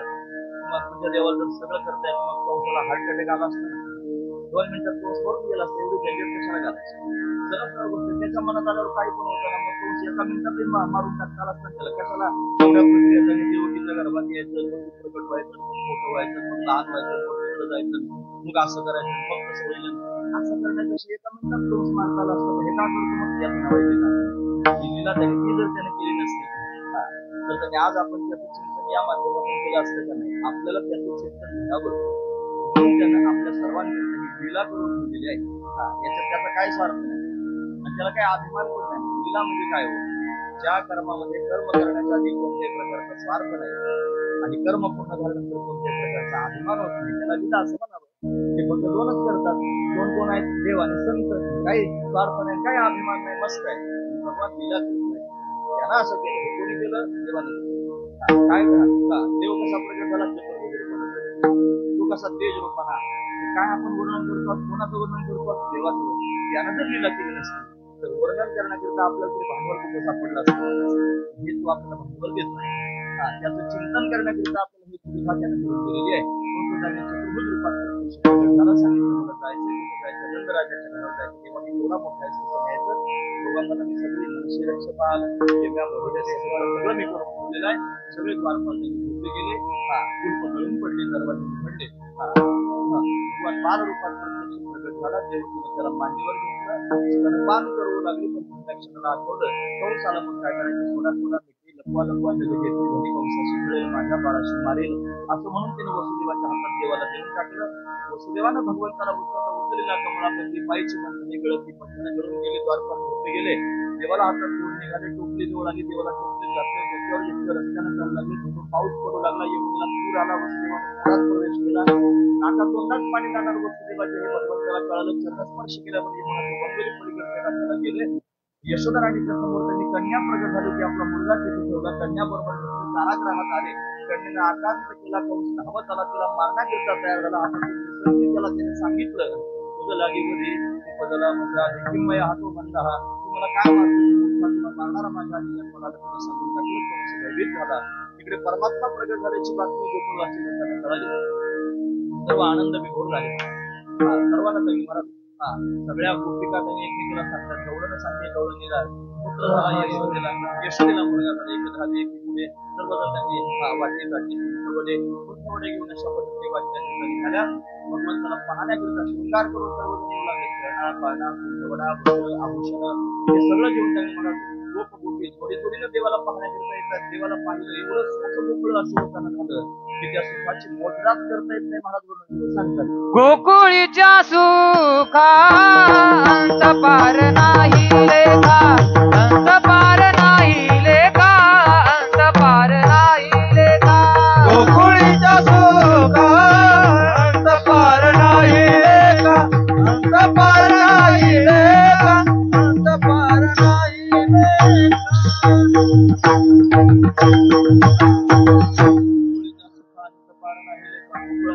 एवढं सुख झालं की त्याला अंतपार राहिला नाही. का बरं? बाळकृष्णानंदा घरी आनंदल्या नरनारी सर्व नरनारीला आनंद झाला. का? भगवान बाल रूप धारण करून नंदराजाच्या घरी बाळकृष्णानंदा घरी आनंदल्या नरनारी सर्व आनंद व्यक्त करण्याकरिता लोकांनी काय केलं असेल? या तोरणे गर्दी कथा गाणी घोडा उभारल्या. तोरण लावली. कथा करू लागली. गाणी गाऊ लागली. आठ मागध मंदिजन सर्वचे सर्व आले आणि भगवंताचे गुणांवाद अशा पद्धतीने गाऊ लागले. नंदराजाचा त्यांनी महिमा लोकांच्या समोर सांगले. यशोदेचा महिमा सांगतात काय भाग्यवान आहे जगाचा मालक त्यांच्या घरी प्रत्यक्ष प्रकट झाला असा भगवंताचा गुणांवाद गाण्याचा त्यांनी महिमा गाण्याचा त्यांनी सर्वजण गाऊ लागले. आनंद विभोर होऊन गाणी गाऊ लागले. नाचू लागले. असा देखील आनंद इकडे त्यांनी मला भेटतो असं लोकांना आनंद झाला. कंसाला मात्र भय निर्माण. आपण कधी ऐकतो ना हे नंद घरा आनंद भयो रे जय जय कन्हैया लाल की जय कन्हैया लाल की जय दाऊद याल की जय कन्हैया लाल की जय दाऊद याल की नंद घरा आनंद भयो रे जय जय कन्हैया लाल की. आनंद विभोर आपल्याला काही कीर्तनाच्या मर्यादा असतात. कोणत्याही वारकरी संप्रदायाचे संतांचेच प्रमाण काळ म्हणावे. बाकीच्या मना वाटलं तर म्हणून दाखव. मोठ्या माणसाचा शिक्का मारून आणलाय गोपते बाबांचा ते म्हणजे तुला जर मना वाटलं तर म्हणून दाखव. टाळ प्रधान्यात म्हणायचं नाही म्हणजे मग संप्रदायाची मर्यादा पाळली जाते. असं सर्वांना आनंद झाला. अतिशय आनंद विभोरून सर्वजण नाचू लागले गाऊ लागले. पावसाला मात्र बरं झालं. कृष्ण गोकुळ जन्माला कृष्णांना कंसाला भगवंताला मारण्याची तरतूद करायला सुरुवात केली. त्याने काय केलं असेल सगळ्यात आधी त्याने पूतना पाठवली. जगप्रसिद्ध असणारी की जी भगवंताला मारण्याकरिता आली. नामामणी आली नंदाची घरा स्वरूप सुंदरा देवांगना अशी त्यांनी मला सुंदर उदाहरण करून आले. ती मायावीच आहे म्हणतात. माया म्हणजे आदित्य ती भगवंताला जिंकण्याकरिता आली. परमात्मा सामान्य रूपाने सर्व ठिकाणी व्याप्त आहे. तो जोपर्यंत सामान्य रूपाने आहे तोपर्यंत आदित्यला विरोध करीत नाही. तो परमात्मा ज्यावेळेला विशेष रूपाने प्रगट होतो त्यावेळेला आदित्य त्याच्यासमोर टिकू शकत नाही. तो सामान्य रूपाने आहे पण आता त्यांनी मला तो सामान्य असणारा परमात्मा विशेष होऊन सर्वांच्या सुद्धा तुम्ही ऐकत नसेल महत्वाचा मुद्दा सांग. तुम्हाला फार काही झालेली असेल पण लक्षात येण्याकरिता सांग. भगवंताला जर त्यांनी मनात सांगितलं म्हणजे परमार्थाचा विलक्षण असणारा आनंद जर घ्यायचा असेल तर सामान्यत्व टाकून त्याला विशेष व्हावं लागेल. परमात्म्याला विशेष व्हावं लागेल. आणि आपल्या सगळ्यांना जर काही महाराज परमात्म्याचा आनंद घ्यायचा असेल ना तर आपल्या स्वतःला विशेषत्व टाकून सामान्य व्हावं लागेल. आपण विशेष झालेलो. माझं म्हणणं खोटं वाटत असेल तर तुम्हाला विचारा तुमच्या मनात तुम्ही स्वतःला काय समजतं. मी मनुष्य आहे. मी त्याने आमच्या जातीचा आहे. मी आमच्या धर्माचा आहे. मी आमच्या पंथाचा आहे. मी आमच्या मुलगा आहे. मी त्यांनी असा आहे. मी असा श्रीमंत आहे. मी असा प्रतिष्ठित आहे. मी त्यांनी असा मानवलेलो आहे. हे सगळे सगळं आपल्या मनात नाही म्हणत तरी कुठं तरी वाटतं. लोकांच्या समोर फार सज्जनपणा जरी आपण दाखवत असतो तरी पण कुठेतरी सूक्ष्म असणारा अहंकार आपल्या पोटात काही असतो आणि तो त्यांनी वर डोकं काढून येतो. हा महत्वाचा तो जो अहंकार आहे त्या अहंकाराने आपल्याला विशेष केलेलं. परमात्म्याचं सुख जर घ्यायचं असेल तर विशेषत्व टाकावं लागेल आणि सामान्य व्हावं लागेल. काही जमीन नव्हे पुण्य गावीचा एकला ठाईचा ठाई एक काही जातो कुठे येत फिरवण्या ही अवस्था चित्ताची व्हावी लागेल. भक्तांनी सामान्य व्हावं लागेल आणि देवानं विशेष व्हावं लागेल तेव्हा विलक्षण आनंद प्राप्त होईल. आनंद तर विषयात पण पाहतात लोक, विषयातला आनंद आहे तो विशेष नाही. महत्वाची गोष्ट आहे विशेष आनंद तर तो आहे त्याला विलक्षण आनंद म्हणतात. जो जीवनमुक्त झाल्यानंतर भोगायला मिळतो तो जीवनमुक्तीचा आनंद त्याने मला विशेष विलक्षण असणारा आनंद. तो आनंद त्याने भोगण्याकरिता संत सुद्धा अशा रूपात प्रगत होतात. तेच गोपाळ झालेले आहेत, तेच गोपिका झालेले आहेत, तेच गोमाता झालेले आहेत, तेच वृक्ष झालेले आहेत, तेच पक्षी झालेले आहेत, तेच त्याने अनेक रूपांमध्ये प्रत्यक्ष प्रगट झालेले आहेत. का? देवाचं सुख प्राप्त करून घ्यायचं त्याला मिळालं सुद्धा. हरिसुख भावले रे, हरिसुख भावले रे, सर्वांना हरिचं सुख प्राप्त झालं. या रूपात येऊन हरिचं सुख सर्वांनी घेतलं. त्यांना एवढा आनंद का झाला? देव आल्याचं. त्याचं कारण ते सगळेजण देवाची वाट पाहतात. जे वाट पाहतात त्यांनाच आनंद होऊ शकतो. ज्याने कधी देवाची वाटच पाहिली नाही त्याच्यासमोर जर देव प्रगट झाला तुला किती वाटेल? खरंच लोक देवपूजा करतात तुम्ही रोज. कसं मला काय कोणाची उद्या काढायची नाही. आपण देवपूजा करणारी फार पाहिजे. जसं एक मंगळा असतो, मंगळामध्ये त्याला खरं नाव आहे गंगाजळी. लोकांनी त्याचा आपण म्हणू शकतो त्यांना गंगाळ. देव घरातले सगळे देव घ्यायचे त्या गंगाळ्यात घालायचे, वरतून पाणी घालायचं ते सगळे देव खंगाळायचे. त्याला गंगाळ्यात घालून खंगाळणं म्हणतात. असं खंगाळायचे म्हणजे काळचा गंध पुसून टाकायचा आणि आजचा गंध लावायचा. मग तो लावत असताना त्याने मला त्याच्या नाकात जातो का तोंडात जातो का डोळ्यात जातो याचा काही विचार करायचा नाही. फक्त लावायचा. छाप मध्ये सांगायचं छाती घालून आपण देवपूजा केली. आपल्या कपाळाला लावताना कसं फुटून झापून लावावं लागतं तसं देवाला पण लावताना विचार केला पाहिजे कसा लावला पाहिजे. प्रोसिजर म्हणून देवपूजा करणारी फार माणसं जगात पाहायला मिळतात. हे काम उरकून गेलं म्हणतात. हे काम उरकून गेलं म्हणतात. एकदाची झाली देवपूजा असं काही म्हणणारी माणसं पाहायला मिळाली. असं म्हणणारे जे आहेत की नाही त्यांनी 12 वर्ष देवपूजा केली त्यांच्यासमोर एकाएकी देव प्रगट झाला. उगा आतल्या खोलीत देवघर असावं, थोडं व्हेंटिलेशन नसावं, थोडासा अंधार खोलीमध्ये असावा आणि त्या अंधारात त्यांनी मला निर्मिती करणारा एखादा बल्ब असावा. त्याच्यात त्या देवपूजा करता करता देवाच्या मनात देवा विचाराने 12 वर्ष आपली पूजा केली प्रगट व्हा.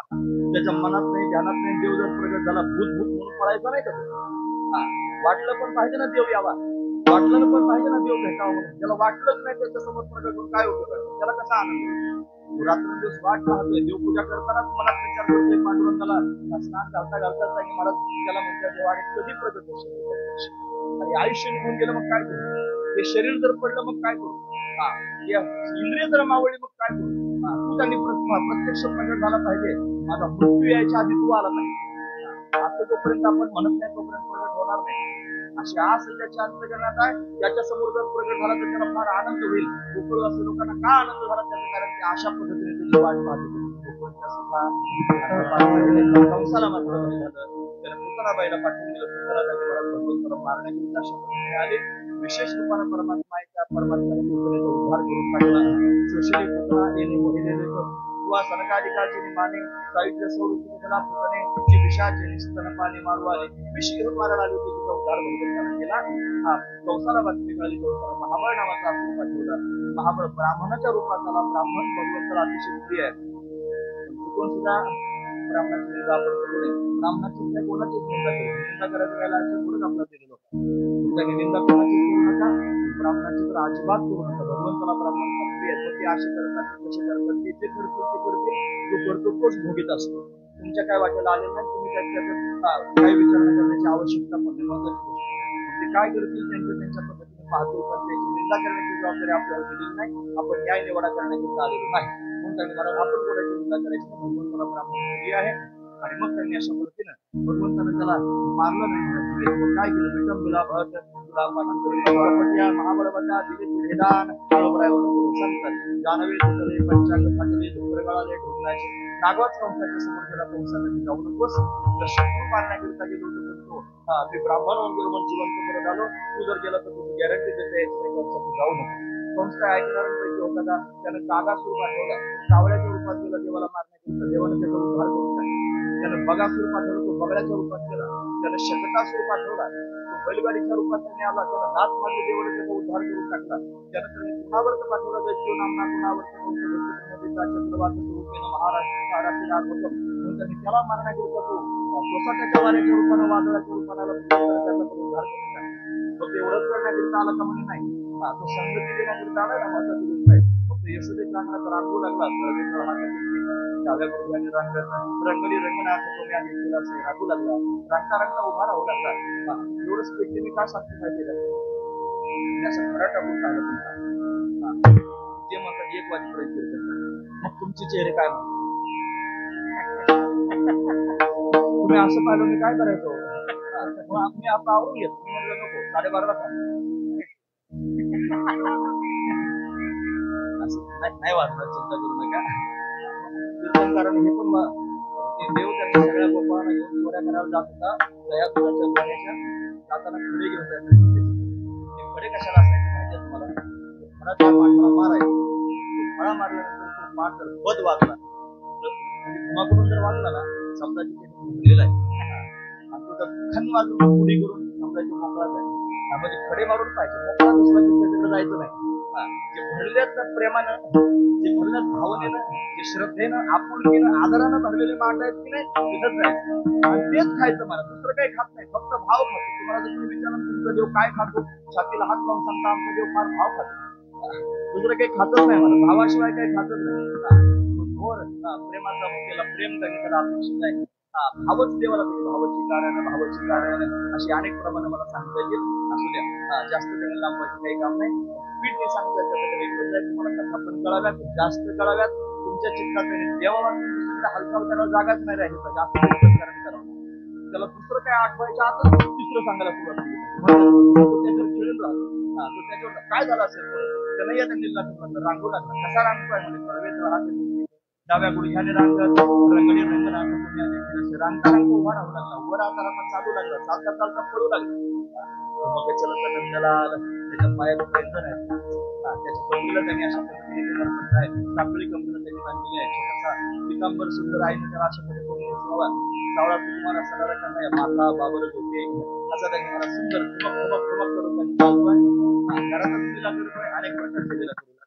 84 खंबा असणारं मंदिर आहे. घरातच त्यांनी मराठी डेऱ्यात हात घालून खायचं. स्वतःच्या तोंडाला तुम्ही हातात गोण्याचा गोळा आणि त्या खांबांच्या समोर गेला, खांबाला बोलतो आरक्षण मंदिर आहे बरं. आरक्षाच्या समोर उभा राहिला. 4-5 वर्षाचा त्यांनी घातला, 4 वर्षाचा तो आरक्षात आपण त्याचं प्रतिबिंब त्याला दिसलं. मला आपल्या घरात चोर घुसला, त्यालाच म्हणतो अरे चोरा, तू आत्ता पण असं करा. आता प्रतिबिंब जायला मला ते पण असं करायला लागलं.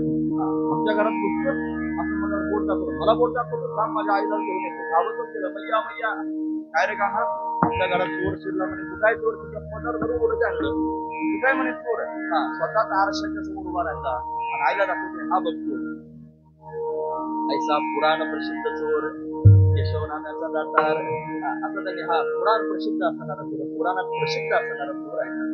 का बरं असतील असेल त्याने आरशाच्या समोर उभं राहून आईला दाखवलं हे बघ हा चोर आहे.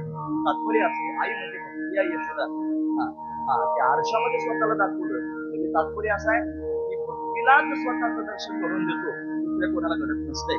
आपण भक्त झालं पाहिजे तर परमात्मा आपल्याला दिसेल, मग वेगळं पाहण्याची गरज पडणार नाही. तो स्वतःच दाखवेल हे बघ हा मी आहे, हा महत्वाचा विषय. म्हणून त्याने आईला दर्शन दिलं. आता कधी येतं निघाला मित्रांबरोबर आईला फार सुंदर स्वीकार त्याचा करा.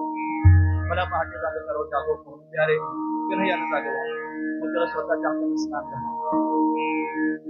राजाचा मुलगा आहे ना महाराज, सुवर्णाचा चौरंग आहे ना, त्याच्यावर त्याला बसवावं, गंगाजळीमध्ये यमुनेचं जल घ्यावं, त्याच्यामध्ये त्याचं गुलाबजल टाकावं, सुगंधी उठणं त्यांनी घ्यावं, त्याच्या अंगाला उठणं लावावं. रोज आपण फक्त दिवाळीलाच लावतो म्हणतो. राजाचा मुलगा आहे राज हो, महत्वाची गोष्ट आहे. त्याला स्नान घालावं, मस्तकावर गडवावर पाणी त्यांनी घालावं, त्याला स्वच्छ त्यांनी स्नान घालून त्याचं अंग पुसून घ्यावं आणि मग त्याला स्वतःच्या हाताला पितांबर आणि नेसवावा. मग त्याला त्यांनी मांडीवर बसवावं, मग त्याची केशवृक्षा त्यांनी सावरावी. आपण लहान लहान मुलांचा भान पाडतो ना कमी ते काय शांत बसवून पुढेच असतात, त्याला पळत बसवावं. मांडीवर असं दाबून त्यांनी करायचं. तो हालचाल करू लागलं की त्याची गाड अशी करायची हाताने आणि मग त्याने कणव्यानं ते डोकं विंचरायचं, केस विंचरायचे. तसंच आहे, यशोदेने त्याला मांडीवर घ्यायचं, मग त्याला असं धरायचं, मग त्या कणव्यानं त्यांनी त्याची केस विंचरायची, केशवृक्षा माथा बाबा होती अशी तयार करायची.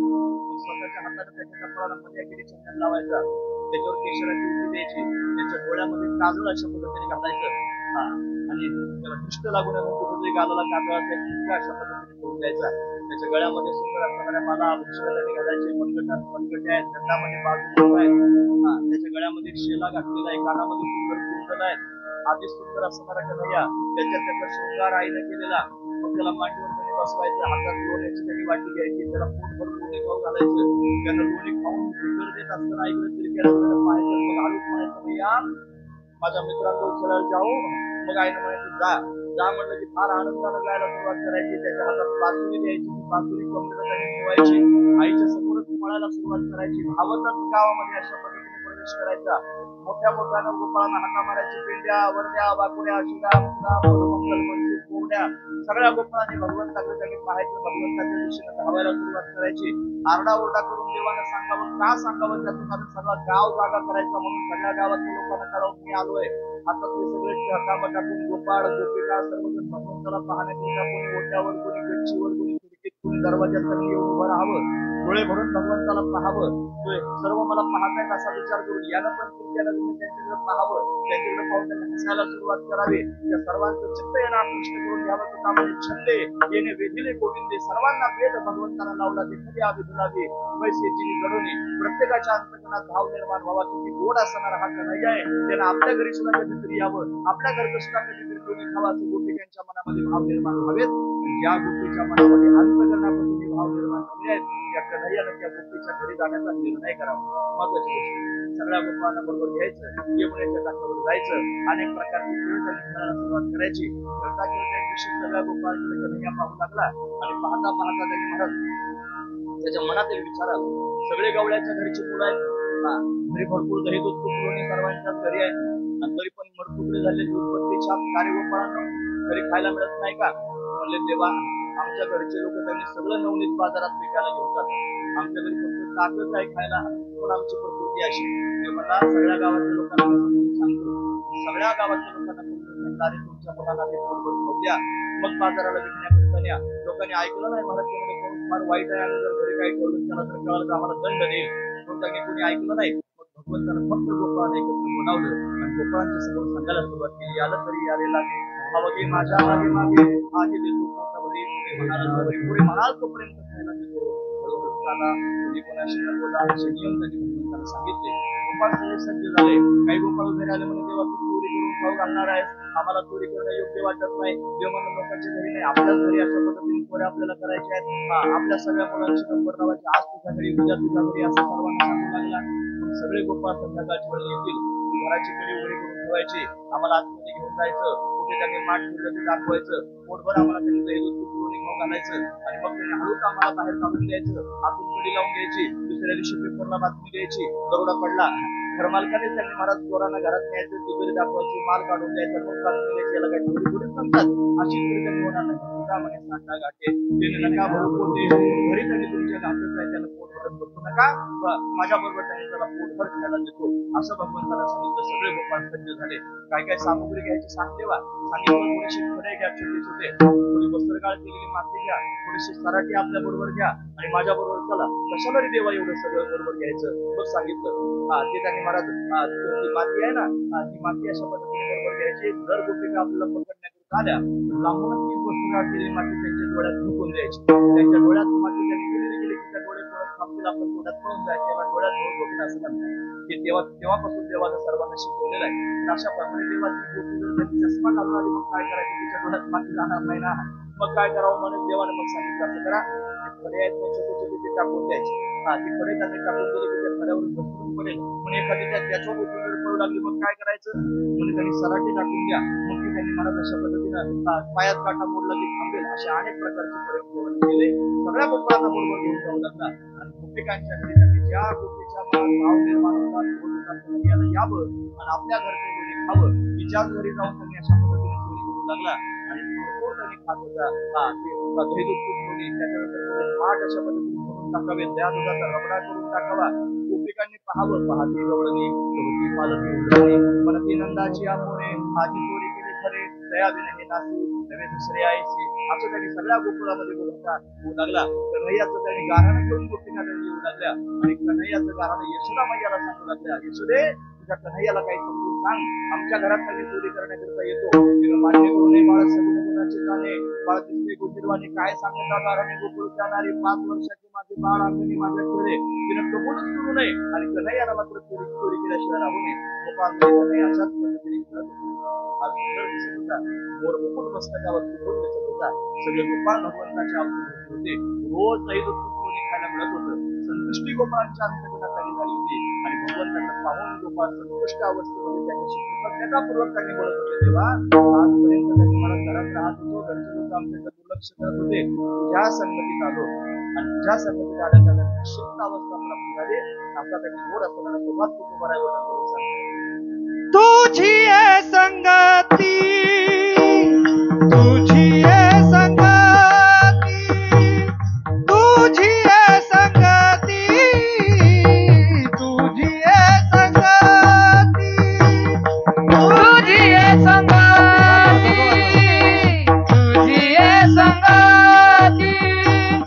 तुझी आहे संगती,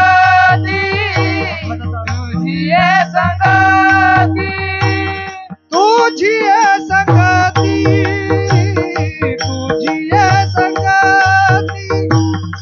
तुझी आहे संगती, तुझी आहे संगती, तुझी आहे संगती, तुझी आहे संगती, तुझी आहे संगती, तुझी आहे संगती, तुझी आहे संगती.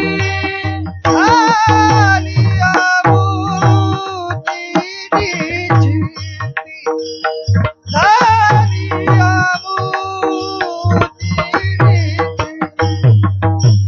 नाही देखिले तबीर, नाही देखिले तबीर,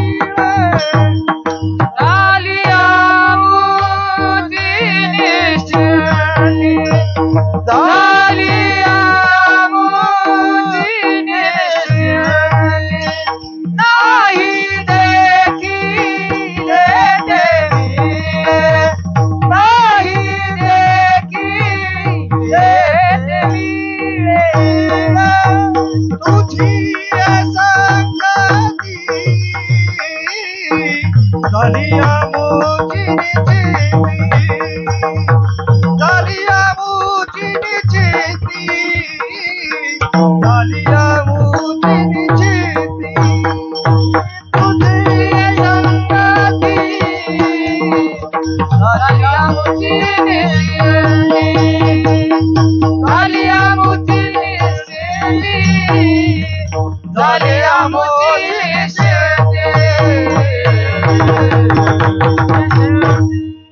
संगती झाली आपण निश्चिंत देवा, ही संगती प्राप्त झाली आणि निश्चिंत त्याला प्राप्त झाली. तुम्ही ऐकतात ना सगळं? संगती भगवान त्यांनी करते लोकांच्या. संगती कोण कोणाची करतो याचा जर विचार केला तर मुलगा मुलगा संगमनोवर्धन गावस्य गोबीस पुरंगा सुरंगई मूर्खास्य मूर्खै तुझी असुदेवी समानशिले व्यसनेषु सम. कोणत्याने ज्याचं समानशील आहे ते एकमेकांवर संगती करत असतात. कोणत्याने बुद्धिमान मनुष्य बुद्धिमानाची संगती करतो. म्हणजे आधी सांगितलं हरण हरणाची संगती करतो, गाय गायची संगती करते, घोडा घोड्याची संगती करतो, मूर्ख माणूस मूर्खाची संगती करतो, बुद्धिमान मनुष्य बुद्धिमानाची संगती करतो. तसं त्यांनी मला भगवान संगती करतो. आता परमात्मा निराकार आहे आणि तो त्यांनी मला गोपाळांच्या समोर प्रकट झालेला आहे. गोपाळ सामान्य घरचे आहे, तो राजाच्या घरचा आहे आणि कशा पद्धतीने संगती झाली असेल आपण जर विचार करण्याचा प्रयत्न केला. बाह्यांगानं त्यांनी मला सारखेपणा जरी तुम्हाला दिसत नसला तरी अंतरंगानं जर विचार करण्याचा प्रयत्न करत असाल तर परमात्मा सच्चिदानंद घन आहे. आवडे परब्रह्म परब्रह्म आहे, आवडे अजिबा त्याला परब्रह्म म्हणतात. आणि गोपाळ काय आहेत? लोका गोकुळीच्या देवाला प्रत्यक्ष पाहिलं आणि काहीच जपतप न करता गोपाळांना ब्रह्मज्ञान प्राप्त झालं. श्रुती असं म्हणते ब्रह्मविद ब्रह्मैव भवति, ज्यांना ब्रह्मज्ञान झालं ते ब्रह्मरूपच झालेले असतात. या नियमानुसार गोपाळ सुद्धा ब्रह्मरूप आहेत आणि परमात्मा पूर्ण ब्रह्म आहे, दोन्ही समान आहेत आणि म्हणून त्यांच्यामध्ये अशा संगती भगवंताच्या संगतीत गेल्यानंतर काय झालं निश्चिंत अवस्था प्राप्त झाली. दोन्ही खायला भेटलं, दही खायला भेटलं, तूप खायला भेटलं, एवढं वनित शब्दाचा अर्थ आहे त्याची विलक्षण असणारं सुख प्राप्त, प्रेम असो हे त्याने मला फार महत्व. संसारातले लोक प्रेम करत असतात त्याच्या स्वार्थाचा वास येत असतो. म्हणजे खोट्या परीक्षा स्वार्थानं प्रेम करणारे लोक ज्या समाजात पाहायला मिळतात. देवाचा आपल्याकडून काही स्वार्थ नाही, निष्काम निराळा गोपीला वेला काळा तो निष्काम आहे. सगळ्या जगापेक्षा वेगळाच आहे. त्याला तुमच्याकडून काही घ्यायचं नाही, त्याला आहेच काय त्याला द्यायला. स्वतःच काय आकाशयाने पूजा करू केशराच्या संध्या माझा घरी आता. फुलं जर व्हायचं म्हणून आपण तयार करतो, फुलं विकत आणू शकतो, तयार त्यानंच केलं. पाणी सुद्धा त्यानंच तयार केलेलं आहे. अक्षरा व्हायचं म्हणून तरी ते त्यानंच तयार केलेलं आहे. आपल्याकडे काय आहे त्याला देणं, आपण त्याला काही करू शकत नाही. तो समर्थ आहे, तोच आपल्याला सर्व काही अशा पद्धतीने देतोय. त्या परमात्म्यावर आपण प्रेम केलं पाहिजे. प्रेम हेच विलक्षण असणारं सुख आहे, ते त्याच्या संगतीत प्राप्त होतं. म्हणून त्याने मला ते प्रेम प्राप्त झालं आणि संतुष्ट झालं म्हणतात. झाली आमची निश्चिंती. का बरं काय निश्चिंत झाली म्हणतात? आजपर्यंत जे पाहायलाच मिळालं नाही ते खायला मिळालं. पाहायलाच मिळालं नाही म्हणजे काय नेमकं? परमात्मा सच्चिदानंद स्वरूप आहे ना, परमात्मा निर्गुण निराकार आहे ना, तो काही मला सामान्य चर्मचक्षुने दिसत नाही. त्याला त्यांनी प्रमाण शोधण्याचा प्रयत्न करतात. प्रत्यक्ष प्रमाण, अनुमान प्रमाण, शब्द प्रमाण, उपमान प्रमाण, अर्थापत्ती प्रमाण, अनुपलब्धी प्रमाण, कोणत्याच प्रमाणाचा विषय होत नाही. तो सामान्य असणाऱ्या दृष्टीला दिसत नाही. मनाच्या पलीकडचा आहे, वाणीच्या पलीकडचा आहे, मनवाच्यातीत तो कधीच पाहायला भेटला नाही. तो परमात्मा आणि सगुण साकार होत सर्वांच्या समोर प्रगट झाला. नाही देखील ते मिळे, काय मिळे? पाहायला मिळे. त्याला डोळे भरून पाहायला मिळालं, महत्वाची गोष्ट आहे मला. तो दिसला डोळ्याला, त्याचा आवाज कानाला ऐकू आला. सगळ्या गोष्टी जेवढ्या आधी मनात धारण केल्या होत्या ना, तेव्हा असं झालं पाहिजे, तेव्हा असं झालं पाहिजे, आधी ते दिसत नाही का? हे जेवढं त्याच्या समोर मांडलं होतं ना भक्तांनी, ते सगळं घेऊन आला. सर्वांना डोळ्याला आनंद झाला, देव दिसला. सर्वांच्या कानाला आनंद झाला. तो तोंडानं म्हणतो, हे पेंड्या, हे बरद्या, हे वाकुड्या. एखादा मानवलेला मनुष्य असावा कोणत्या दिवशी आपल्या समोर यावा. एवढ्या हजार माणसात त्यांनी मला आपलं नाव घ्यावं. काय कौतुक वाटेल ते आले, माझं कौतुक वाटेल की नाही? खरं सांगा, सामान्य संसारातल्या एखाद्या मानवलेल्या माणसानं जर आपलं कौतुक केलं एवढा आनंद होऊ शकतो, तर जगाच्या मालकानं त्याच्या तोंडातून तोंड भरून आपलं नाव घेतलं किती आनंद होतो. स्वतःची गोष्ट हे गोपाळांना हे सुख आहे, हे आनंदाचं लक्षण आहे. जे कधीच पाहिलं नाही ते भोगायला मिळालं नाही देखील ते मिळेल. भोग सुखाचे सोहळे त्याचा भोग झाला. त्याला भोगता येतं. ज्ञानोबरायांचा अभंग आहे, गणपती जन्मला माझे तरी मी झाले अशी पतिव्रता धर्म पाहावा माझा सर्वा परिपती भोगी जे उरा निर्गुणपती आवडे मग आधी माये पाठी भाग झाली. अशा पद्धतीने ज्ञानदेव निरंजन जोडा करी ज्ञानोबराय म्हणतात निरंजन स्वरूपाच्या ठिकाणी जोडा करतो. तो परमात्मा त्याची प्रत्यक्ष प्रगट मला सगळं साकार झाला. तो कधीच पाहायला भेटत नाही, तो पाहण्यास योग्य झाला. त्याने भोगायला येते, त्याच्या गळ्यात हात घालता येऊ लागला, थोडी करता येऊ लागली. गोपाळ त्याच्याशी भांडत होते, त्याच्या खोड्या करत होते. कन्हैयाच्या सुद्धा कन्हैया पण त्यांच्या खोड्या करत होता. पाच खोड्या, भाकरे, कानावाला, आमची खपोने खाशी शिदोरी, हे सगळे सगळे प्रमाण पाहून अशा पद्धतीने हा कन्हैया गोपाळ खेळ खेळत होता आणि गोपाळ त्याच्यावर लीला करत होते. अशी दिव्य असणारी स्थिती पाहिली. तेव्हा तुझ्या संगतीत आलो, म्हणजे कधीच पाहायला भेटलं नाही ते त्यांनी पाहायला मिळालं. महाराज सांगितलं नाही देखील ते मिळे, नाही देखील ते मिळे घरी ताकाचे सरोवर भोग सुखाचे सोहळे. नाही देखील ते मिळे भोग सुखाचे सोहळे, भोग सुखाचे सोहळे, भोग सुखाचे सोहळे.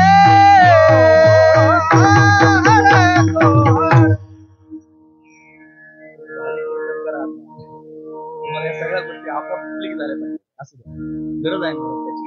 असं नाही देखील मिळेल सुखाचे सोहळे म्हणजे कधीच पाहायला भेटलं नाही. त्याचे भोग झाले, सुखाचे सोहळे भोगायला मिळाले. आणि महाराज देवानं त्यांनी विचारायला सुरुवात केली गोपाळांना. गोपाळांना आजपर्यंत कधी तुम्हाला मिळालंच नाही का? तुम्ही घरी त्यांनी कधी पाहिलंच नाही का? म्हणे होता देवा, आमच्या घरी होतं ना आतापर्यंत जे सगळं त्यांनी असं काय होतं ताक शब्द ऐकले सगळ्यांनी. ताक आपण म्हणतो, ताक म्हणजे काय असतो? ताक म्हणजे आसार भाग असतो. सात म्हणजे असा भाग असतो. या दयाचं मंथन केलं जातं त्याच्यातून दोन भाग निघतात. दयाची आम्ही लगे दोन्ही सार भाग आहे. आणि सात म्हणजे आसार असणारा भाग आहे. त्यात जे असणारा घटक त्याला समजलं जातं ताकाला. असं असणारं ताक आहे. दुसरा जो संसार आहे ना त्याच्यात 5 अंश आहे. लक्ष पडत आहे. आस्ती हाती प्रिय नाम आणि रूप 5 गोष्टी. त्याच्यात आस्तित्व परमात्म्याचं आहे, भक्तित्व परमात्म्याचं आहे आणि प्रियत्व परमात्म्याचं आहे. नाम आणि रूप मात्र मायेचे आहे. त्याने नामरूपाचा त्याग केल्याशिवाय त्या वस्तूपर्यंत जाता यायचं नाही. मी सांगतो असं नाही मावळ म्हणतात. नामरूप संबंध जाती क्रिया हा आकाराशुद्ध प्रवाद वस्तूची नाही. त्या परमात्मा तत्वाच्या त्या परमतत्वाच्या ठिकाणी हे सगळं काहीच तिथं त्याने महाराज सच्चिदानंद स्वरूप आहे. पारमार्थिक सत्य राहणार. बाकीचं सगळं त्याने महाराज प्रातिभाषिक सत्यता आहे. जे प्रातिभाषिक सत्यता आहे ते ताक आहे. जे पारमार्थिक सत्यता आहे ते त्याने दोन्ही आहे. ते नवनीत आहे. महत्वाची गोष्ट आहे. आजपर्यंत घरी जे होतं ते असत आहे, जड आहे आणि स्वरूप आहे. संसार असत आहे, जड आहे, संसारचं स्वरूप आहे. आता त्याच्या व्याख्या सांगायची जर म्हणजे शिल्लक राहिली नाही. असा असणारा संसार याची आहे. परमात्माच ग्राही आहे. निरक्षरी विवेक त्याला म्हणतात. म्हणजे हंसाच्या समोर जर दूध आणि पाणी ठेवलं त्याचं दूध पिऊन घेतो आणि ते पाणी शिल्लक अशा पद्धतीने या उपाधी माझी मुक्त चैतन्य असे सर्व जे तत्वज्ञ संत स्वीकारित या नियमानुसार काही मला त्यात जे असणारा विषय दाखवला पाहिजे. तेव्हा आजपर्यंत फक्त ताक खायला मिळत होतं. आता ते ताक सोडून आम्ही तुझ्या संगतीत आलेलो आहोत. इथं तुझ्या संगतीमध्ये नवनीताची पूर्ण त्यांनी पाहायला मिळतात. महाराज घरी ताकाचे सरोवर येथे नवनीताचे पुर येथे नवनीताचे पुर येथे नवनीताचे पुर घरी ताकाचे सरोवर येथे नवनीताचे पुर येथे नवनीताचे पुर येथे नवनीताचे पुर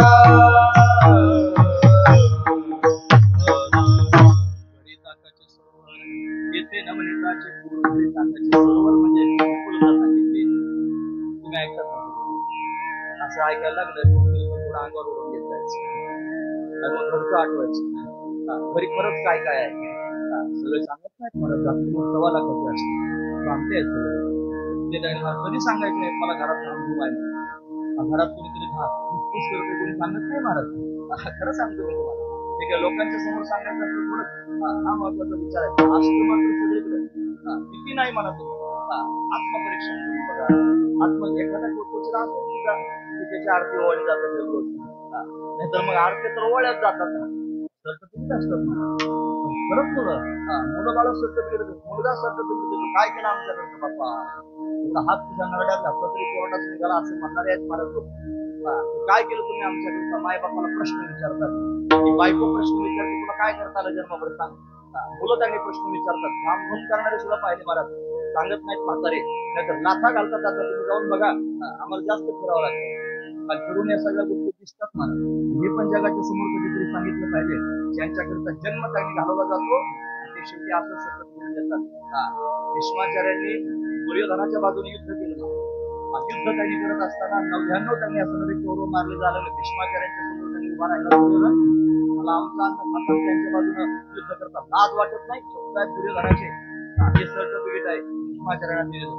त्यांना खरंच लाज वाटायला लागली की काय याच्या बाजूने उभा राहिलो. सगळं त्यांनी मोठे पण करून अधर्माच्या बाजूने उभा राहिलो. यांच्याकरिता लोक यांच्याकरिता बांधर येतात लोकांचे. चोऱ्या माऱ्या करतात. लेकरा बाळांकरता वाद्या कोल्याचा सारखे लगेच जाऊन विचारा त्यांनी पापात भागीदार होणार आहे. आसार आहे म्हणा ताक आहे. ते ताकाचं सरोवर आहे हे सांगण्याकरिताच तुमचे 2 मिनिटं घेतली. इथं मात्र सार आहे. इथं नवनीत आहे. इथं भगवंताची संगती आहे. इथं संतांची संगती आहे. इथं त्यांनी मला भगवंताचं दिव्य असणारं चरित्र मधून आनंद प्राप्त करून देणार आहे. नवनीताचे पूर्ण येथे नवनीताचे पूर्ण देवा तुझ्या संगतीत आलो. त्या संगतीने दिव्य असणारा आनंद जीवनामध्ये त्यांनी प्राप्त झाला. आता याच आनंदात राहावं वाटतं. त्याच्यापासून दूर जाऊच नाही असं वाटतं. जर आम्हाला या आनंदातून आता कुणी दूर लोकांचा प्रयत्न करेल हकलून दिलं तरी पण आम्ही जाणार नाही. गोपाळवर तू का म्हणे आता आम्ही नवजोत बनिता आम्ही नवजोत बनिता आम्ही नवजोत बनिता. तू का म्हणे आता आम्ही नवजोत बनिता आम्ही नवजोत बनिता आम्ही नवतो जवळीता आम्ही नवतो जवळीता आम्ही नवतो जवळीता नाही देखीले ते मिळे नाही देखीले ते मिळे आम्ही नवतो जवळीता आम्ही नवतो जवळीता नाही देखीले नाही देखीले भोग सुखाचे सोहळे सोहळे सोहळे भोग सुखाचे सोहळे भोग सुखाचे सोहळे भोग सुखाचे सोहळे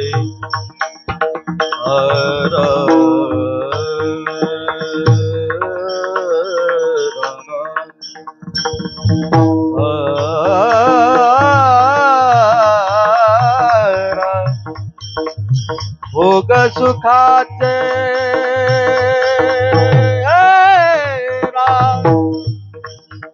भोग सुखाचे सोहळे सोहळे सोहळे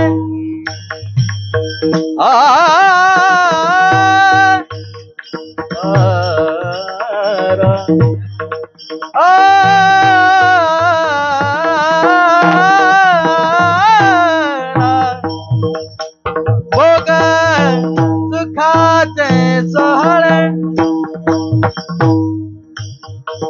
भोग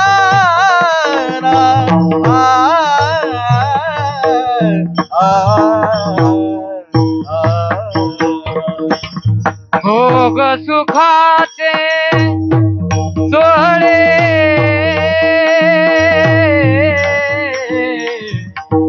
भोग सुखाचे सोहळे भोग सुखाचे सोहळे भोग सुखाचे सोहळे भोग सुखाचे सोहळे भोग सुखाचे सोहळे भोग सुखाचे सोहळे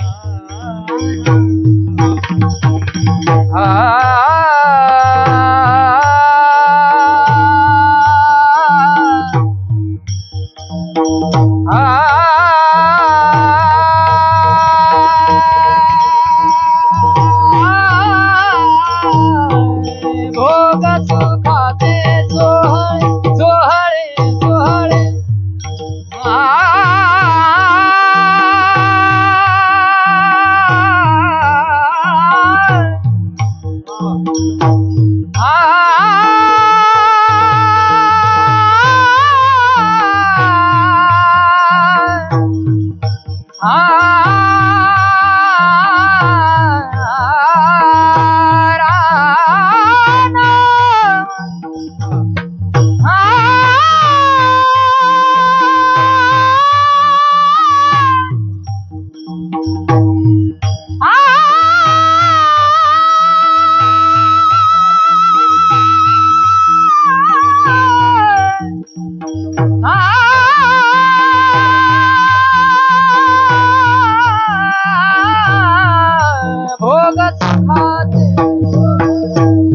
भोग सुखाचे सोहळे भोग सुखाचे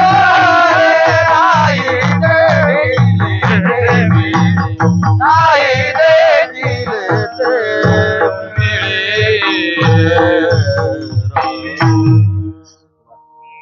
छान वाटलं नाही का?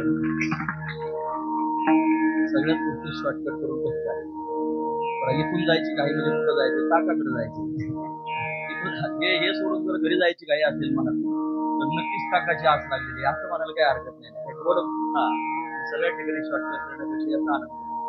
फार लांब जाऊन एखाद्याला वाईटच वाटलं काय करतील करून संयोजक मंडळ म्हणजे पुढच्या वर्षी याला पडू नका नाही तर नाही काय पडलं त्याच्यावर सर्व गोष्ट कुठे भगवंताचं चिंतन करतो महाराज. देवाचे चिंतन त्या काटकसर करा प्रपंचात लोक काटकसर करतात काय तिथं नाही चालत का असू द्या ते सांगून कशाला वेळ घालून भगवंताच्या संगतीत गोपाळ आहेत. भगवंताला त्यांनी महाराज पाहून संतुष्ट झाले. त्याचा भोग त्यांनी होऊ लागला. एखादी गोष्ट मिळवणं आणि भोगणं याच्यात फरक असतो. फार संपत्ती लोक मिळवतात पण त्याचा जर उपभोग घेतला नाही तर त्याचं काय होतं. महाराज म्हणतात निदैवाचे बरोबरी या ऋतुल्या संस्कृती मोरे बैसोनी उपवास वगैरे दरिद्री जे आहे दरिद्री म्हणून त्याला फार सोनं मिळालं जमिनीत पूर्ण त्याच्यावर भीक मागत बसतो. त्याचा काय उपयोग आहे. फार खपक्या जमा करून ठेवल्या पैशाच्या आणि फक्त पाहतच राहायला फार बँक बॅलन्स त्यांनी मला फार जमा करून ठेवला लोकांच्या समोर भीक मागून झाला किती झाला त्याचा काय उपयोग आहे. की भोगणं महत्वाचं आहे. सोनं आणा 2 तोळे सोनं घेऊन बायकोला सांगितलं गेलं की सोन्याची दगड घेऊन आणि दिली बायकोच्या याचं काय करून गळ्यात बांधली करुऱ्यामध्ये सगळ्या गावात लोक हसायला लागले काय गळ्यात घातलं नाही म्हणे ते सोनं असं नसतं म्हणजे सोनं त्याचा काहीतरी अलंकार केला पाहिजे.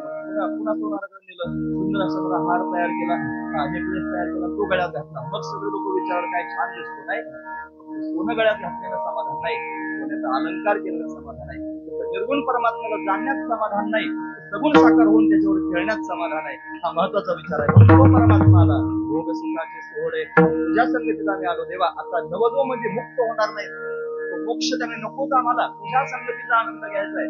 आम्ही नवदो जवळीचा म्हणजे परत जन्माला येईल यासाठी देवा तुझी चरण सेवा साधावा किंवा उपदुनिया पुढे येऊ काला खाऊ दही भात मोक्षपदे तुच्छ केल्या कारणे आम्हा जन्म घेणे विसरली प्रमाण पहा तोच देवा त्याने आम्ही हटवून दिलं तरी पण जाणार नाही तुझ्या संगतीतून असा भाव गोपाळ व्यक्त करत आहेत. गोपाळ संतुष्ट आहेत.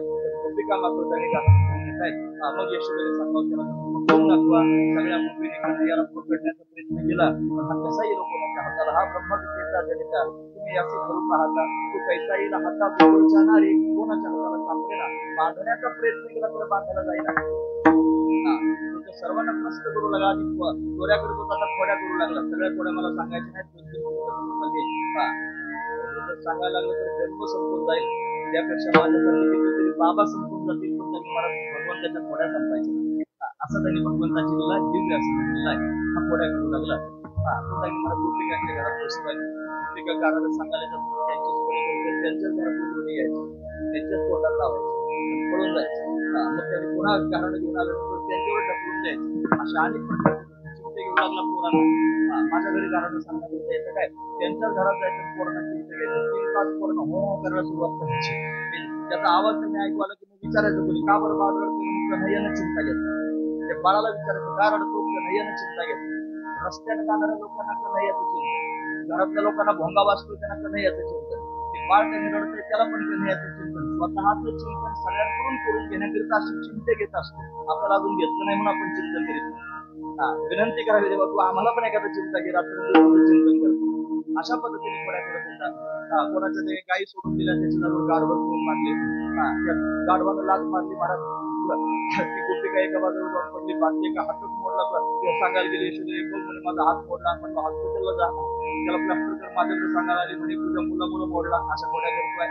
एक गोपी लगेच धावत आली म्हणे परवाला आमच्या घरात दारी निर्णय होता म्हातारा आणून टाकाचा डेरा पडला सैरा त्यावेळी म्हातारा दारात राखणदार फार खोऱ्या होता म्हातारा दारात आता गवळ्याच्या घरचं जस्ट घेरी वगैरे वाढलेली कन्हैया त्याने म्हणत आला थोडी घेऊन आल्यानंतर त्याने म्हणे अरे आतमध्ये जाता येत नाही पहाडेकडे दारात झोपलेला आहे मग काय केलं पाहिजे पाहिजे इकडे तुम्ही याला अद्दल करत नाही बाहेर डेरी अडकवलेलं तुम्ही एखादी ऐकले म्हणायचं बऱ्याच दिवसांना ऐकताय ऐकायला बाहेर डेरी होते अडकवली कशाची होते काकाची होते घरात पण डेरे होते ते कशाचे होते दोन्हीचे होते. मग आपण ऐकू सार कशाला म्हणतात आसार कशाला म्हणतात जे सार असतं ना सार ते घरात ठेवलं जातं आणि आसार असतं ना ते बाहेर ठेवलं जातं. म्हणजे सार वस्तू कुठे असावी घरात असते आसार असतो कुठे असावी बाहेर असतो. म्हातार कुठे झोपलं होतं बाहेर झोपलं घरातले लोक कुठे होते घरात म्हणजे सार वस्तू घरात आणि आसार वस्तू बाहेर मात्र बाहेर झोपलं. देवाला फक्त त्याला समजून सांगायचं होतं बघ हे लोक कसे आहेत तुला आसार ठरवलेला आहे बाहेर टाकाचा डेरा घेतला तो झोपला होता झाड हा करून जागा झाला तोंडात दात नव्हते आरडाओरडा केला, सगळे लोक धावत आले. दुसऱ्या दिवशी सांगायला गेले म्हणे बघ यशोदे, तुझं पोरगं आलं म्हातारं दारात झोपलं, माझं कुंकू बळकट म्हणून त्यांनी म्हातारं वाचनाचं खूप केलं असतं म्हाताराने काय कोणाला सांगितलं असतं. असं त्यांनी थोड्या कन्हैया करू लागला. एका गोष्टीने त्यांनी चॅलेंज केलं, माझ्या घरी येऊन टाकू तुझ्या घरातून. हा त्याच्या पतीची दाढी तिची गेली, दोघांची गाठूनच मारून टाकली. गाठबाई कोणाशी सुटे ना. दहा कन्हैया त्यांनी लागले. सकाळी त्यांनी उठून आता कापायचा प्रयत्न केला, म्हणजे कापता पण येईना, जाळायचा प्रयत्न केला, जळीत ना सुटत पण नाही. मग काय करायचं, मग म्हणे आता कन्हैयांची ती गाठ मारली, त्याच्याकडे गेलं पाहिजे. आता ती जाण्याकडे निघाली पाहिजे. त्यांनी चालायला लागल्या, गोपाळ त्यांच्या मागे चालतोय. अगं हळू चालना, तर ती काय हळू चालते का, मला लेफ्ट राईट स्पीड चालत नाही, जागेवर 90 स्पीड बघून धावत होतं. निघाली कन्हैयाने त्यांनी हात लावल्यावर गाठ सुटली. सगळे कोण हुर्रे हुश्या म्हणत होते महाराज. असं सगळ्या गावाला प्रश्न करून टाकलं. यशोधराने म्हणत होते बघ घरी राहण्याच्या इंद्याताई म्हणा सेवे घेऊन गोधना रानात जातानी गोमातेला घेऊन मग सगळ्या गोपाळांना बरोबर घेऊन त्याची कन्हैया निघाला. गाई गोपाळ सर्वांना त्याच्या बरोबर घेऊन जातोय. फार सुंदर त्याची छबी दिसते. तो त्याच्या कांबळी आहे, हातामध्ये काठी आहे, पुस्तकावर मुकुट आहे, पितांबर धारण केलेला आहे. असा सुंदर असणारा हा कन्हैया आणि गोमातेच्या बरोबर वनात जातोय. गोपाळांना आनंद देतोय. त्यांनी महाराज नाकाबंदी करतोय. गोपिका त्यांनी दहीदूध कुठून घेऊन बाजारात जायला लागल्या की त्यांना अडवायचं आणि अडवून पुन्हा त्यांनी थांबवायचं. तिथं त्यांनी माठ करून टाकायचे. हा महत्वाचा विचार आहे. त्या गोपिकांनी विनंती करायची, जाऊ दे रे मला, जाऊ दे रे मला, मथुरेला आनंद लाला रे गोपाला, आनंद लाला रे गोपाला, उशीर झाला बाजाराला, निघून गेला रोडनी थाट, कृष्णाळवू नको आमची वाट, उशीर झाला बाजाराला, नंद लाला रे गोपाला, आनंद लाला रे गोपाला, जाऊ दे रे मला, जाऊ दे रे मला. हो कन्हैयाला गोपिकांनी म्हणावं आणि कन्हैयानं त्याची नाकाबंदी करून सांगितलं बाजारातून विकून घरी यायला लागलं तरी पण त्यांना अडवावं. पुन्हा त्यांनी अडवायचं, जायचं नाही. गोपीने पुन्हा विनंती करायची, जर जर जर जर जर जर बरदा नको आरुता येऊ, सर सर सर सर सर सर बरदा नको आरुता येऊ, तुझा संग झाला मग मी घरा कैसी जाऊ, तुझा संग झाला मग मी घरा कैसी जाऊ, आम्ही बहुजनी तू एकला शारंग पाणी दिसत येते, आम्ही बहुजनी तू एकला शारंग पाणी दिसत येते, भोगळ लागत असा तुझा जरे, भोगळ लागत असा तुझा जरे, गोपतीला मग घरी सर सर सर सर सर सर बरदा नको आरुता येऊ, सर सर सर सर सर सर बरदा नको आरुता येऊ, तुझा संग झाला मग मी घरा कैसी जाऊ, तुझा संग झाला मग मी घरा कैसी जाऊ. आता वाटतं तुम्हाला फार पुढे गेलेला आहे. त्याचा विचार तुला आपण थांबणार आहोत. लक्ष करू काय का कन्हैयानं अशा खोड्या कराव्यात, वनात जाऊन त्यांनी गोपाळांबरोबर खेळ खेळावेत. अनेक प्रकारचे खेळ कन्हैया खेळू लागला. खेळाचं ऐकायला मिळतं. प्रत्यक्षात पाहणं त्यांनी बंद झालं. सूरकांड्या कोण खेळतं म्हणतात, सूर पारंब्या, रंपादत्ती असे काही अनेक प्रकारचे खेळ होते ना, ते आता लुप्त प्रायता होण्याला लागले. मैदानी खेळ आणि मैदानी खेळ नाही. आता मोबाईल मध्ये म्हणतो घालून त्यात काय खेळ जातं मला माहिती. असे काही खेळ शिल्लक आहेत आपल्या. अशा प्रकारचे खेळ खेळू लागला. जमले. आता भूक लागली सर्व लोकांना, म्हणजे देवा फार भूक लागली. काय कीर्तनाचे काय खेळायचे सुख, आता काय खेळायचं, काय खेळ मोडावा परत खेळत अग्नी मोडावा असं सांगितलं. भगवंताने खेळ मोडलेला आहे. वासुरी वाजवली सर्व गोपाळांना एकत्र केलं. गोमाता शांतपणे बसल्या. सगळ्या गोपाळांना कमलाकार त्यांनी बसवलेला आहे. मानांचं द्रोण तयार केलं. त्याच्यामध्ये त्यांनी मला शिदोऱ्या सर्वांचे एकत्र करून त्याचा काला केला आणि भगवान स्वतःच्या हाताने गोपाळांना काला त्यांनी धरतोय. भगवंतार त्याचं वर्णन करून सांगतात. हरी अभिव्रत वेणुम जठर पटयो श्रुत वेत्रेचे दक्षे वामे पानो वशो कवलं फला निंगुलीषु तिष्ठन् मध्ये स्वपरिसरभो हासे नर्व विस्मयी स्वर्गे लोके मिश्र भुजे यज्ञ भुक्पाल केले. गोपाल कृष्ण भगवान की जय. भगवंतानं काला केला. सर्व गोपाळ संतुष्ट झाले. हा प्रसंग इथपर्यंत सांगावा लागतो. आपण त्या मुद्द्यापर्यंत आलो. तुझी संगती हरियामुची निश्चित नाही देखील ते मिळे भोग सुखाची सोहळे हरिताकाचे सरोवर येथे नवनीताचे तुका म्हणे आता आम्ही नवदूत वनिता असं ते म्हणू लागले.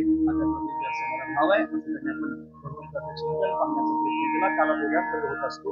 ते काही देव आणि दुसऱ्यात भक्त कीर्तनामध्ये निघत असतो. फक्त भक्तांची आवश्यकता असते. कोणत्या भक्तांबरोबर भगवान काला करतो असं तर ते नित्य वैष्णव वैष्णवांचा संग्रह नित्य वैष्णव जर कोण असतील तर मला माहिती आहे. बोलवायचं का त्यांना हे ज्ञानेश्वर माऊली ज्ञानराज माऊली तुकाराम ज्ञानेश्वर माऊली ज्ञानराज माऊली ज्ञानेश्वर माऊली ज्ञानराज माऊली तुकाराम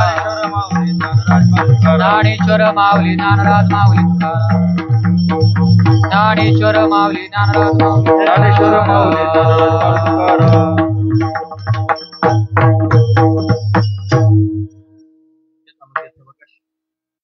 भगवंताची सेवा करण्याचा प्रयत्न केला झाले सेवा भगवंताच्या चरणी समर्पित करून या ठिकाणी थांबूया. 2 तास बसून तुम्ही माझी बडबड ऐकून घेतली. तुम्हा सर्वांच्या अंतकरणापासून धन्यवाद. गुणवान मंडळी खरंच सुंदर साथ केली. तुम्हा सर्वांच्या अंतकरणापासून धन्यवाद. संस्कृती सहज आहे, मला सहज बोलता आलं, त्यांच्या अंतकरणापासून धन्यवाद. फार दुरून दुरून भाविक या ठिकाणी उपस्थित आहेत. जरी मुंबईत राहत असले तरी अनेक जिल्ह्यांमधून तुम्ही इथे एकत्र येऊन त्यांनी राहत आहात आणि फार श्रद्धेने ही सेवा अशा पद्धतीने करत आहात. तुम्हा सर्वच वारकऱ्यांच्या चरणी, महाराज मंडळींच्या चरणी मस्तक ठेवतो. मस्तक माझ्या पायावरील या वारकरी संतांच्या सर्वांना नमस्कार करून थांबतो. काल झालीच आहे असं गृहीत धरून मोठ्या प्रेमानं भगवंताचं चिंतन त्यांनी करायचं आहे. एक त्यांनी माझ्याकडून सूचना सांगतो आणि थांबतो. सूचना एवढीच आहे, आपण इथं मागच्या वेळेला कथा श्रवण केली, निरोळमध्ये कथा श्रवण केली. त्या कथेच्या माध्यमातून सगळ्या लोकांनी संत पंढरीकरता भरभरून योगदान केलं आणि अशा पद्धतीने संत पंढरीचं काम आता पांडुरंगाचं जे मंदिर आहे त्याच्या कळसाच्या कामाला सुरुवात होते, ज्ञानोबरायांच्या मंदिराच्या कळसाच्या कामाला सुरुवात होते. असं मोठं काम तिथं त्यांनी अशा पद्धतीने तयार आहे. लोकांनी योगदान केलं आणि योगदान करून इथं थांबलं. तुम्ही योगदान केलं ना, तुमचा अधिकार आहे की आपण योगदान केलेलं आहे, निदान पाहायला तरी गेलं पाहिजे काय चाललंय. खरंच म्हणून तुम्ही एकदा तरी निदान ते पाहण्याकरिता यावं. आता त्या परिसरातले पार्लरकर मंडळी आहेत, वापर सगळे त्यांनी तिथं बऱ्याच वेळेला त्या सगळ्या गोष्टीकडे पाहण्याकरिता तयार आहेत. पण तरी सुद्धा ज्यांनी इथून योगदान केलेलं आहे त्या सगळ्या मंडळींनी एकदा तरी संत पंढरी पाहण्याकरिता यावं. तिथं पंढरपूर, आळंदी, पैठण, देहू आणि पिंपळनेर वारकरी संप्रदायातली 5ही ठिकाणं आपण एकत्र त्यांनी पाहणार आहोत. तिथं मंदिरांची कामं सुरू आहेत. तिथला मुख्य उपक्रम गुरुकुलाचा आहे. देवळं तर कुणी पण त्यांनी बांधतच आहे. जरी सुद्धा उपक्रम त्यांनी काय असेल तर गुरुकुलाचा, जिथे शालेय शिक्षण आणि त्याच्यावर धर्म शिक्षण सर्व लोकांना, विद्यार्थ्यांना मिळावं हा त्यातला त्यांनी उद्देश आहे. म्हणून त्यांनी नगरपासून अतिशय जवळ आहे, 10-12 किलोमीटर अंतरावरती, पुणे हायवे पासून 5 किलोमीटर आतमध्ये आणि कल्याण हायवे पासून 5 किलोमीटर आतमध्ये असं त्यांनी ते संत पंढरी नावाचं ठिकाण आहे. आपण सर्वांनी संत पंढरीच्या वारी करता यावं. ती वारी मे महिन्यामध्ये आहे. शंकराचार्य जयंती म्हणजे वैशाख शुद्ध पंचमी, अक्षय तृतीयेपासून तर पंचमीपर्यंत 3 दिवसाचा कार्यक्रम त्या स्थानावरती होत असतो. म्हणून त्यांनी आपण सर्वजण जर अक्षय तृतीयेच्या दुसऱ्या दिवशी चतुर्थीला जर त्या स्थानावरती मुक्कामी आलात आणि पंचमीचा सकाळचा सोहळा घेऊन त्यांनी काला घेऊन आपापल्या घरी गेलात तर आम्हाला फार समाधान वाटेल. पण आपण सर्वांनी त्यांनी वारी करता या. परत लक्षात ठेवा, मे महिन्यामध्ये 10 तारखेपासून तर 13 तारखेपर्यंत अशा पद्धतीनं तो सोहळा त्यांनी संपन्न होणार आहे. 4थ्या दिवशी ललित काला त्यांनी देवाच्या मंदिरात केला जातो. पण त्यांनी अक्षय तृतीयाची पंचमी असा त्यांनी हा कार्यक्रम आहे. तुम्ही सर्वांनी त्यांनी संत पंढरी पाहण्याकरिता यावं, वारी करता सर्वांनी यावं असं त्यांनी आमंत्रण सर्व लोकांनी या ठिकाणी देतो. आणि माझी सूचना त्यांनी संपली. मोठ्या प्रेमानं भगवंताचं चिंतन करतो. बघा, आपण सर्वजण फार चांगली सेवा करत आहात. अशीच सेवा सर्वांकडून अविरतपणे त्यांनी भगवंताची घडत राहो. भगवंताची कृपा, भगवंताची भक्ती सर्वांना त्यांनी अशा पद्धतीने प्राप्त हो अशी सदिच्छा अंतकरणापासून व्यक्त करतो. आणि ज्या भगवंताकरिता 8 तास आपल्याला करायचंय, मोठ्या प्रेमाने त्याचं चिंतन करतो. ते कसं, हे विठ्ठल जय जय विठ्ठल जय जय विठ्ठल, विठ्ठल जय जय विठ्ठल, शिंकेला विले दुरी होतो तिघाची मेवरी, वाती त्या धारा घ्या रे डोईच्या कोपरा, वारे डोईकडे ठोका बने हाती ठोका, कवणे देखा वारे डोईकडे मुख पसरोनीकडे, घंटे धरला कृष्ण मनी अवघा जनी प्रकाश, काला वाटो एकमेका वैष्णवनिका संभ्रम, बोलया ब्रह्मादिका उत्तम लोका दाखवो, काला वाटो एकमेका वैष्णवनिका संभ्रम, तुका म्हणे भूमंडळी आम्ही बळीवीर गाडी, काला वाटो एकमेका वैष्णवनिका, बोली लिले पुरी वेडी वा पुढे उत्तरे, करा क्षमा अपराध महाराज तुम्ही चिता, नाही विचारेला अधिकार ना बोला, क्षमा अपराध महाराज तुम्ही चिता, तुका म्हणे ज्ञानेश्वरा राखा पायापैकी करा, क्षमा अपराध महाराज तुम्ही चिता, ज्ञानदेव तुकारा, ज्ञानदेव तुकारा, झाले समाधान तुमचे धरिले चरण आरती घ्या आरती सुरवाडी कंपनी येथे सापडले केले अरे तुका म्हणे भोग गेला निवारीला करोनी आरती आता ओवाळू श्रीपती पावत कळा पुण्यवंत तुम्ही बाळाजी पुरले तुका वाहे टाळी होता संगीत जवळी प्रेमच प्रेम आरती गोविंदा ती ओवाळी बाळा प्रौढानी मुद्दा ओवाळी परमानंदा मनी केशवाती रे कोणी राहिलो तटस्थे